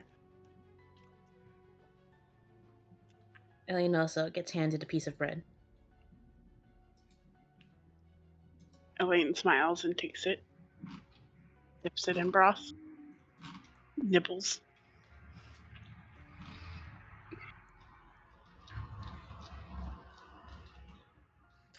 And Nathan, like, I imagine Nathan has the heartiest appetite out of everybody, as he tends to. And, Mm-hmm. like, as he is, like, getting second bowl, will kind of look towards Laura. Well, I don't know anybody has said this directly to you, but thank you for letting us in and thank you for all the help that you're offering.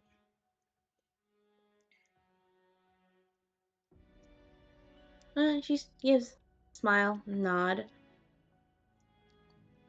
You're welcome. Just don't thank me yet until we get these vampires, off your tail. So, what is our plan then? I assume you're gonna go kill the vampires?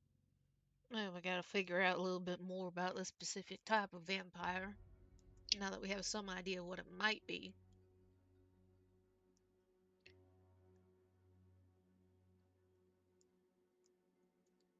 Kind of, I forget if we have had a library day already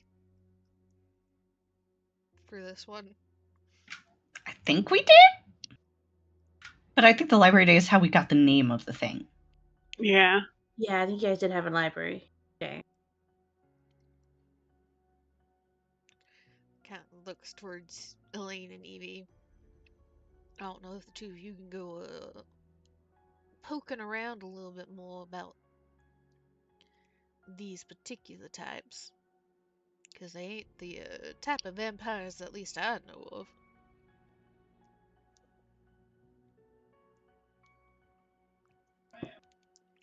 Well, if we already, like, out of character, we already did the library day, right? We can't search for more.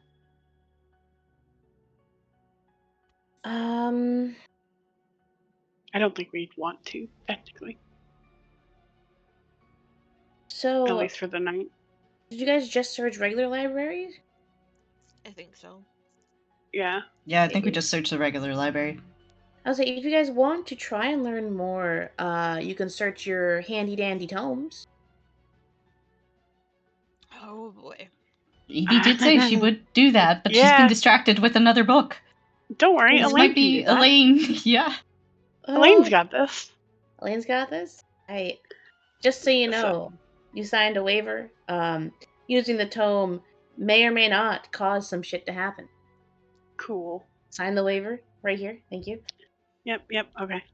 Okay. So Elaine will say, I think we found as much as we could find at the library. But we do not know what is in the books we have found. Nathan immediately frowns.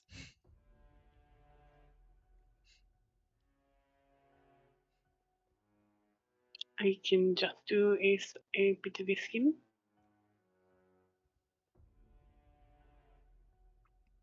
He sighs and will look between Elaine and Evie and then over to Rebecca and back at the two of them. Alright, you guys can go nosing through all the books you want, but the same deal still stands as always. I tell y'all to close it and put it away. It's gone. No arguing. Big, exaggerated sigh. Don't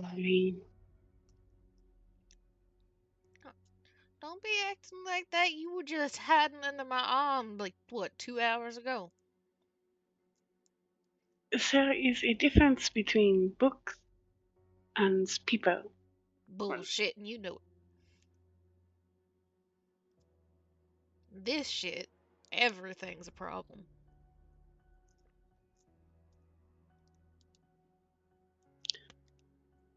Elaine seems to firmly believe her words.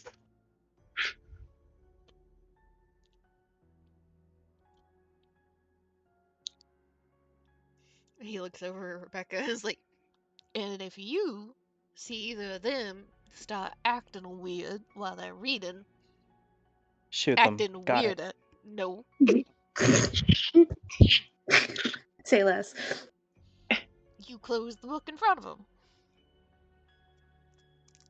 Even easier. Shoot them. I feel like this should go in the famous last words, just saying. Yes.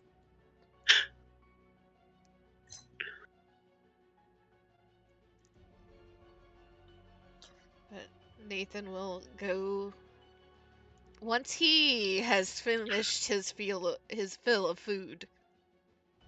He'll go digging into the duffel, and I imagine he keeps these books in a box in his duffel. And just sets them down.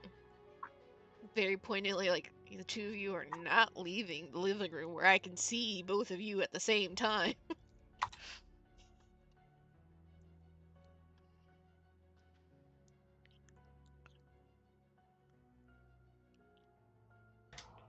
Evie remains fairly quiet throughout this, but, doesn't argue this point.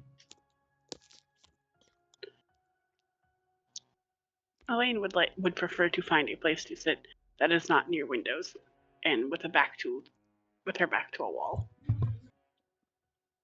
Understood. Probably pull one of the little chairs into a corner of the room. Get a beanbag chair. Elaine invents the beanbag chair. About to say, I don't think those are made yet. Yet. Yeah. I don't know why, but now I'm just imagining freaking lo-fi beats to read spooky tomes to. Eldritch lo-fi beats. Let's go. Yeah. I Make feel it like happen. that's gotta be a thing already. Gotta Like, be. hold on. Eldritch lo-fi. Yeah, Ancestor beats, Ancestor mix, lo-fi hip-hop, Eldritch chill strike, beats to study in darkness / relax. Yo. Please send. This would be on Elaine's Spotify playlist if Spotify were a thing. Yeah, let me. Elaine is the lo-fi girl. Yeah, Elaine is the lo-fi girl. Let's go. It even has the fucking lo-fi guy. Let's fucking go.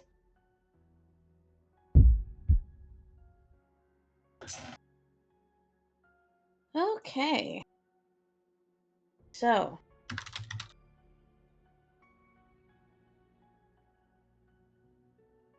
I think that's the guy from Darkest Dungeon.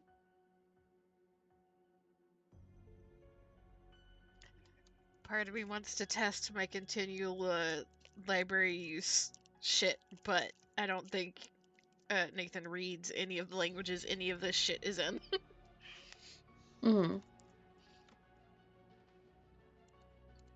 Alright.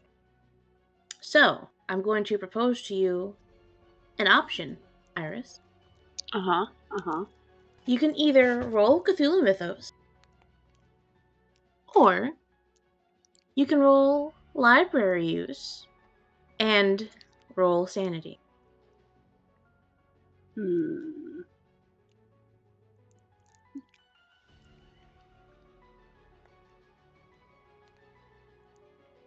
So I have a 5 in Cthulhu Mythos. That's a really bad option. That's a 5% chance. Yeah. I'll even give you a bonus Roll die if you take the other option. the Cthulhu Mythos option? Nope.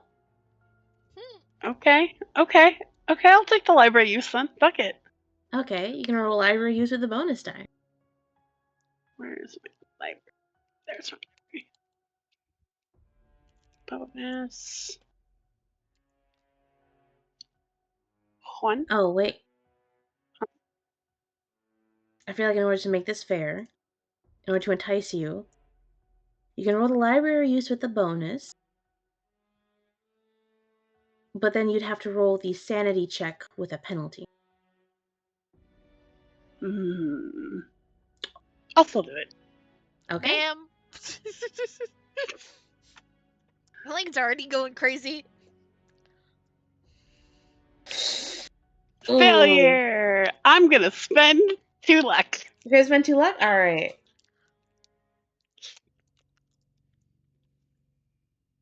We mark that 2 luck down. Make that a success. Okay. Alright, roll me that sanity with a penalty. Sanity? Sanity. Where's sanity? There's sanity. A 1 penalty.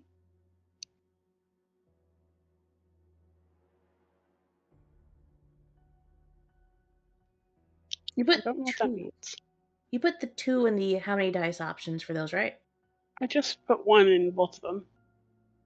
Where it says, so it pops up the pen or the Mm-hmm. bonus, and then I put a 1 in there. Am I supposed to put 2? I believe so, yes. Oh, let me re-roll these then. Okie doke. My bad.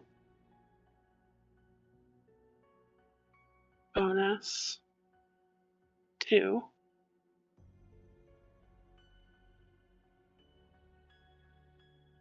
Okay, you can take back your 2 luck. Sweet.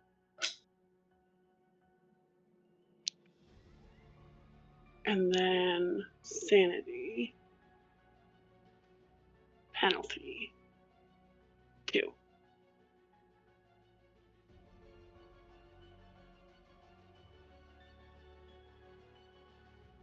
Oof. Ma'am. Oof.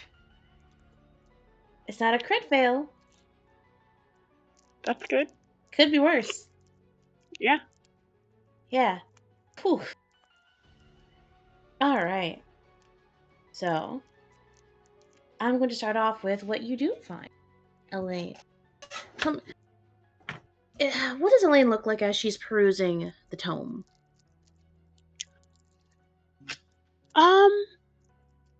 I imagine, like I said, she's taken the seat in a corner, not near the Mhm. windows, because the paranoia is a little bit there. Mm-hmm. So, don't want to get distracted. If it's okay, she still has Nathan's jacket as, like, kind of using as, not a blanket, but just, like, over the shoulders kind of thing. Mm-hmm. Yeah, she's not in a chair. She's actually sitting, like, on a cushion, I think, against the wall. And she has her knees up so that, like, she's using her knees as, like, a table. Kind of like a stand for the book. Mm-hmm. And she's just, really close and reading it intently. Okay. So, what you're able to find are essentially passages that are much more detailed, and you're able to find things specifically on the Cal series. Chicken noodle soup got Kira. Understood. But, sorry, got But you're able to find specifically on this subset of vampires and how they differentiate from regular vampires, and some of it that you first find just coincides with what you did find previously, and you find that it's still the same deal of these guys can be out in daylight. Sunlight does not affect. You read again the mist thing, but you're well acquainted with that aspect of them. Mm-hmm. You know that it's the third bite from them.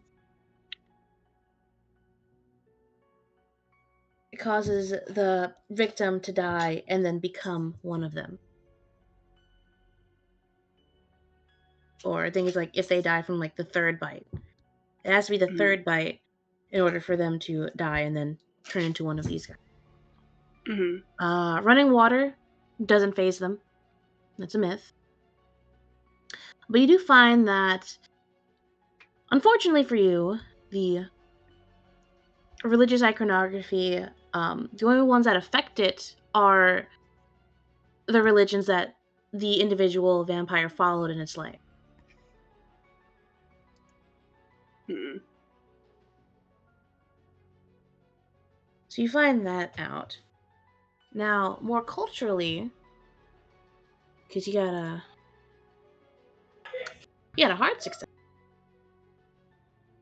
you find that they are very attracted to and kind of obsessed with gold, the metal.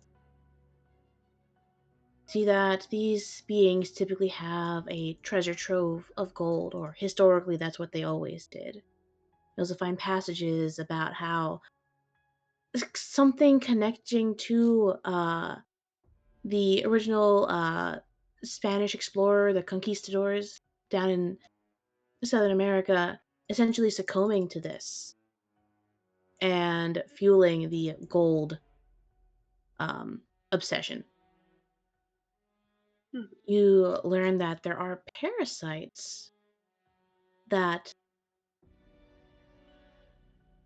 they can also use to transfer and to make other people one of them. And it's really gross. They essentially put a parasite into someone via larva. I won't give you too many details on that because it's just gross. However, there's something that you read that your mind kind of just stops at for a second, and your eyes zero in on a word. You see that Kalsiri are devout worshippers of Nyarlathotep.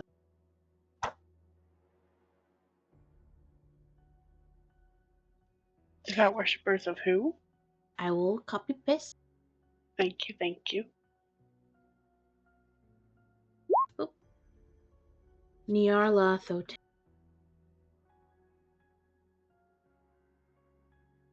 Huh. And as your eyes skim over that word, it kind of is like your thought process just screeches to a halt. And as you see that word, your vision kind of shudders for a second. And you kind of feel your breathing picking up a little bit. And then, kind of flashing before your eyes, are different images. You see a symbol of what looks to be a monstrous creature curled into a fetal position, its head extending into a sharp point that curls around itself. Then a flash, you see the name in the book. There's another flash as you see hundreds of people in hooded cloaks, all kind of chanting in a circle in a dark room. Another flash back to the book, staring at the name again. You see another flash of what looks to be a symbol of some kind, except this time it's etched in stone. And this symbol is a bunch of straight lines and circles that kind of connect together. And you see a flash to the book again. And there's another flash. This one is something that you recognize. See the face of someone you used to know. Way back when you were children. In the catacombs of Paris. There's another flash. You see the name again. Blink again. You see the flash of all of those hundreds of people in the robes are all turning to face you again. But they're not looking at you, no. They're looking at someone else, someone below you, because you're not on the ground level. You're up high. You're in a little vent shaft, looking down with that same person beside you, holding a finger to his lips to tell you to shush and watch. You see another flash to the book again, and then when it comes back, the next image that you see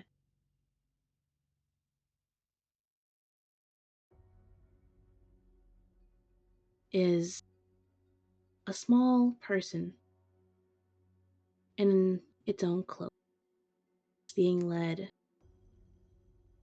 into that giant circle surrounded by all of those robed people. You hear the chanting in your mind again, and then the flash is gone.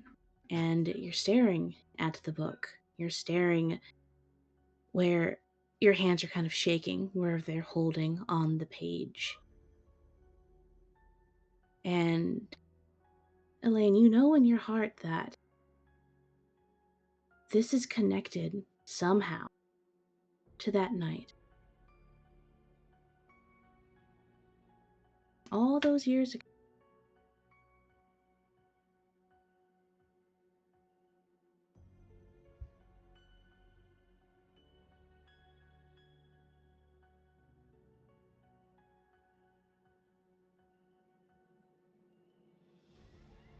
I think at some point, like, Elaine kind of like stopped breathing, like her breath kind of catches in her throat, and she feels her heart racing. And she kind of like feeling that slight dizziness of from lack of air, she kind of gasps and breathes in again, like, and just more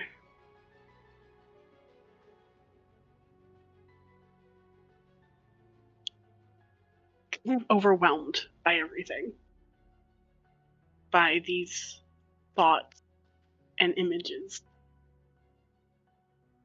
She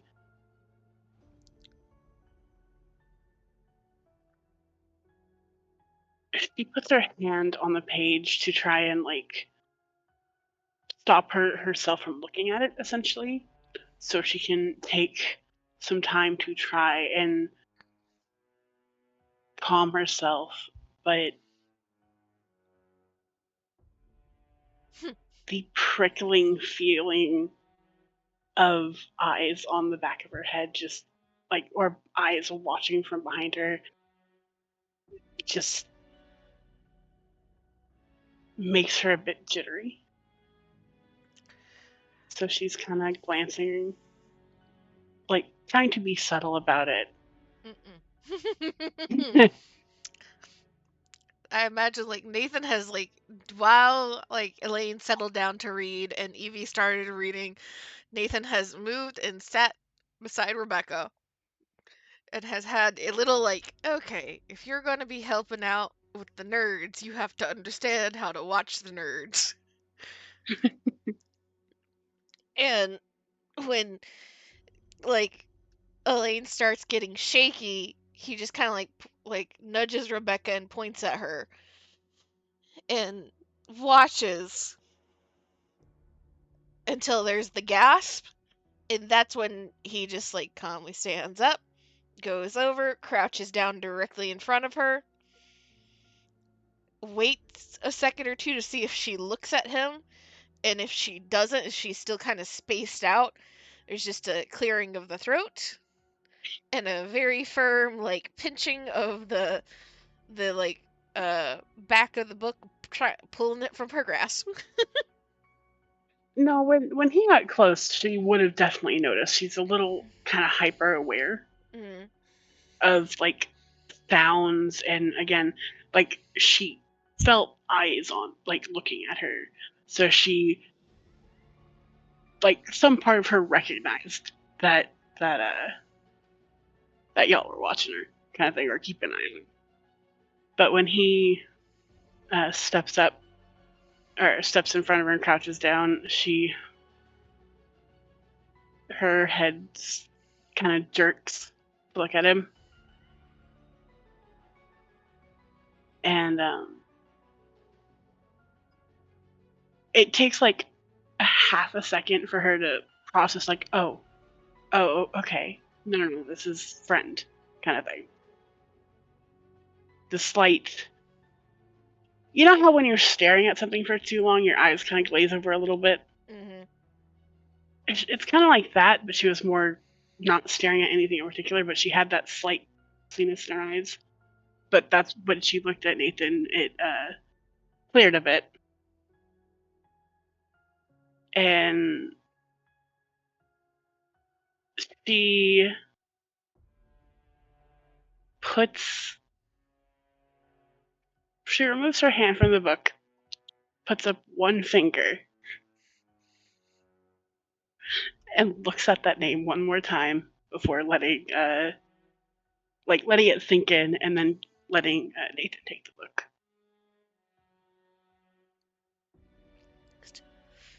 Immediately closing the book and putting it in the box.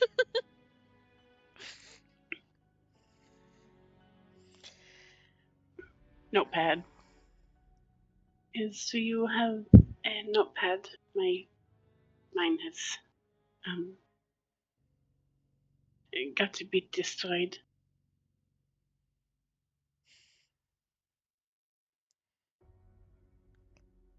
Still a little shaky.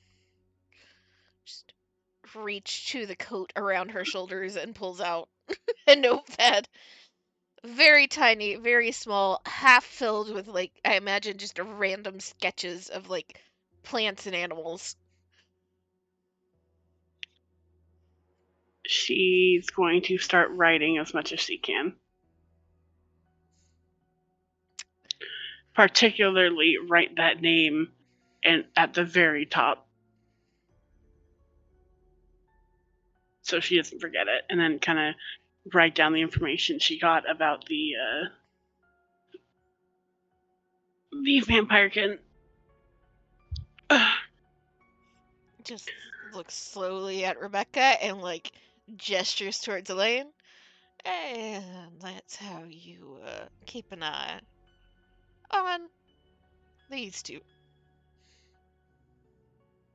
Thank you for the tutorial.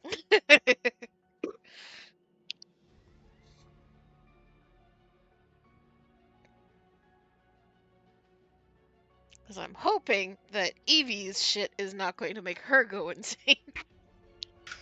One hopes. It might make her sad. Well, Nathan can't help with that very much. Valid.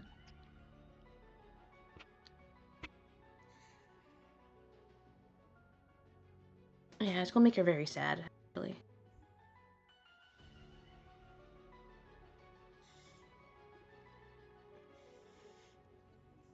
All right. Ow.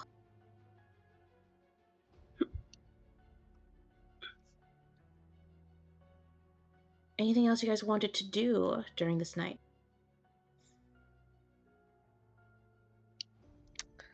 Not particularly. Nathan is going to be very firm that there needs to be some sort of, like, watch going on, probably between Laura, Rebecca, and him. I don't think Elaine's getting too much sleep. Yeah, Evie's up all night reading whatever's in this journal. Yeah, Understandable. but there's at least the attempt of, like, trying to get them to go to sleep, and then when they don't, it's like, well, okay. But they are also not fully paying attention and in their right mind. Yeah, at best, Elaine is like, will doze and then like sit up, look around, and then sit back down to what she was doing. Kind of doze, kind of thing.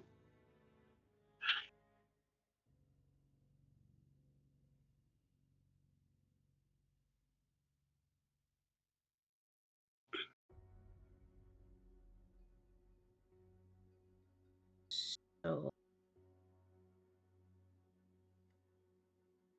um, So what is the thing you said? Like they can be in sunlight or they can't? They can. Okay.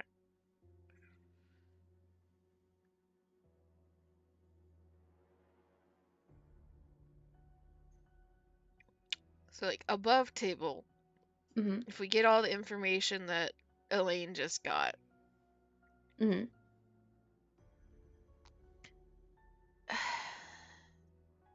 the only three options I see of like trying to do something regarding these guys is try to tail them, which seems like a mistake. Try to get back to their boat and on their boat, which is also very dangerous. And try to find their gold stash, which I'm assuming is probably on the boat.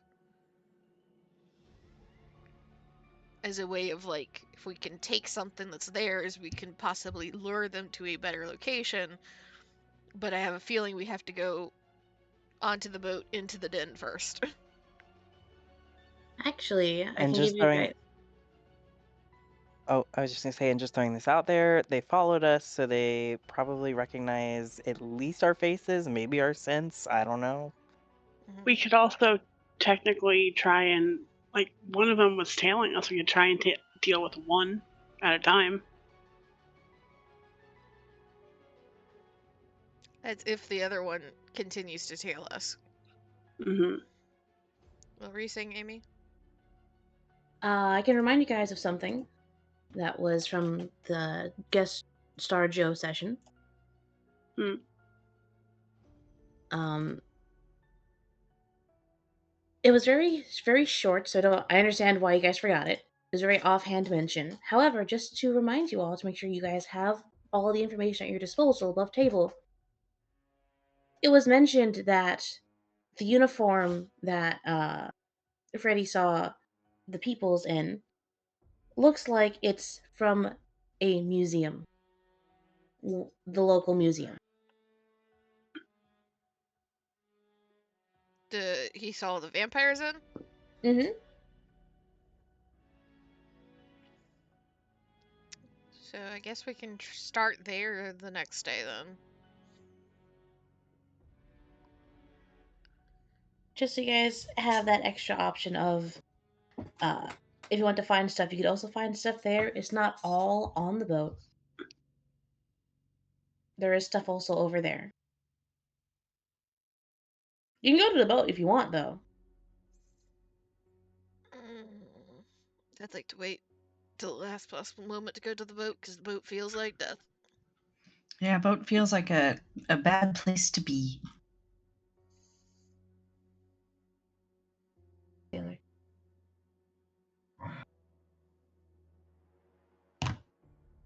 All right. So, was there any last minute things you guys wanted to get or read or acquire before you guys leave, or first thing in the morning when you guys leave? So if they only respond to whatever they believed in before they became a vampire, that means Mm-hmm. that crucifixes and stuff won't work. Does that also negate holy water?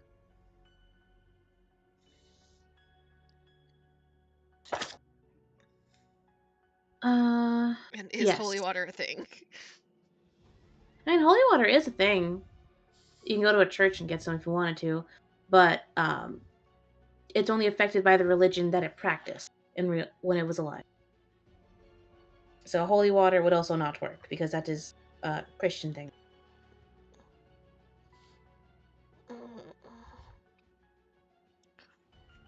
What if we also got kosher water? I don't think that's a thing. Distilled water. Not that I can think of.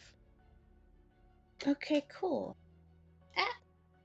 So we head off first thing in the morning to the museum, yes? Yeah, sounds like a plan. Hmm. Mm-hmm.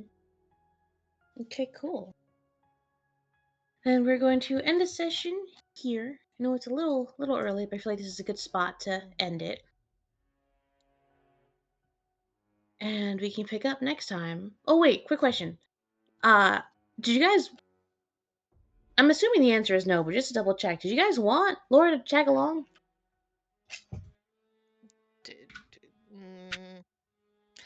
Not to the museum.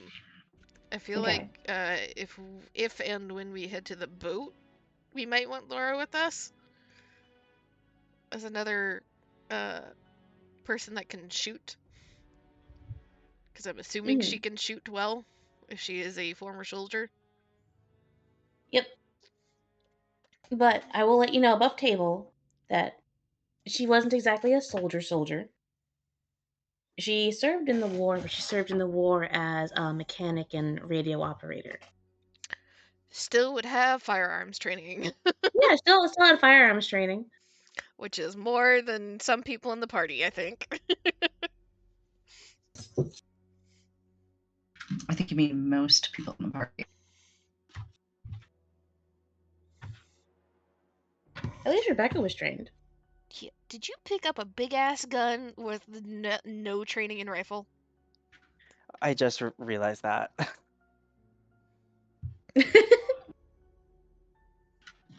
Who, me? Yeah. Oh, me? The two academics picked up a rifle and a shotgun.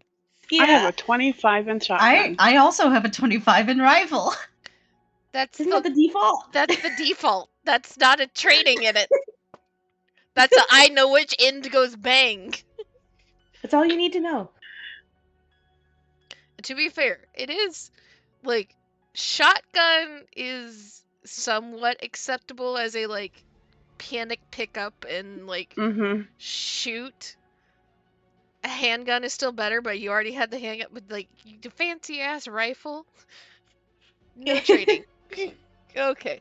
We see what Nathan's gonna be working on him with.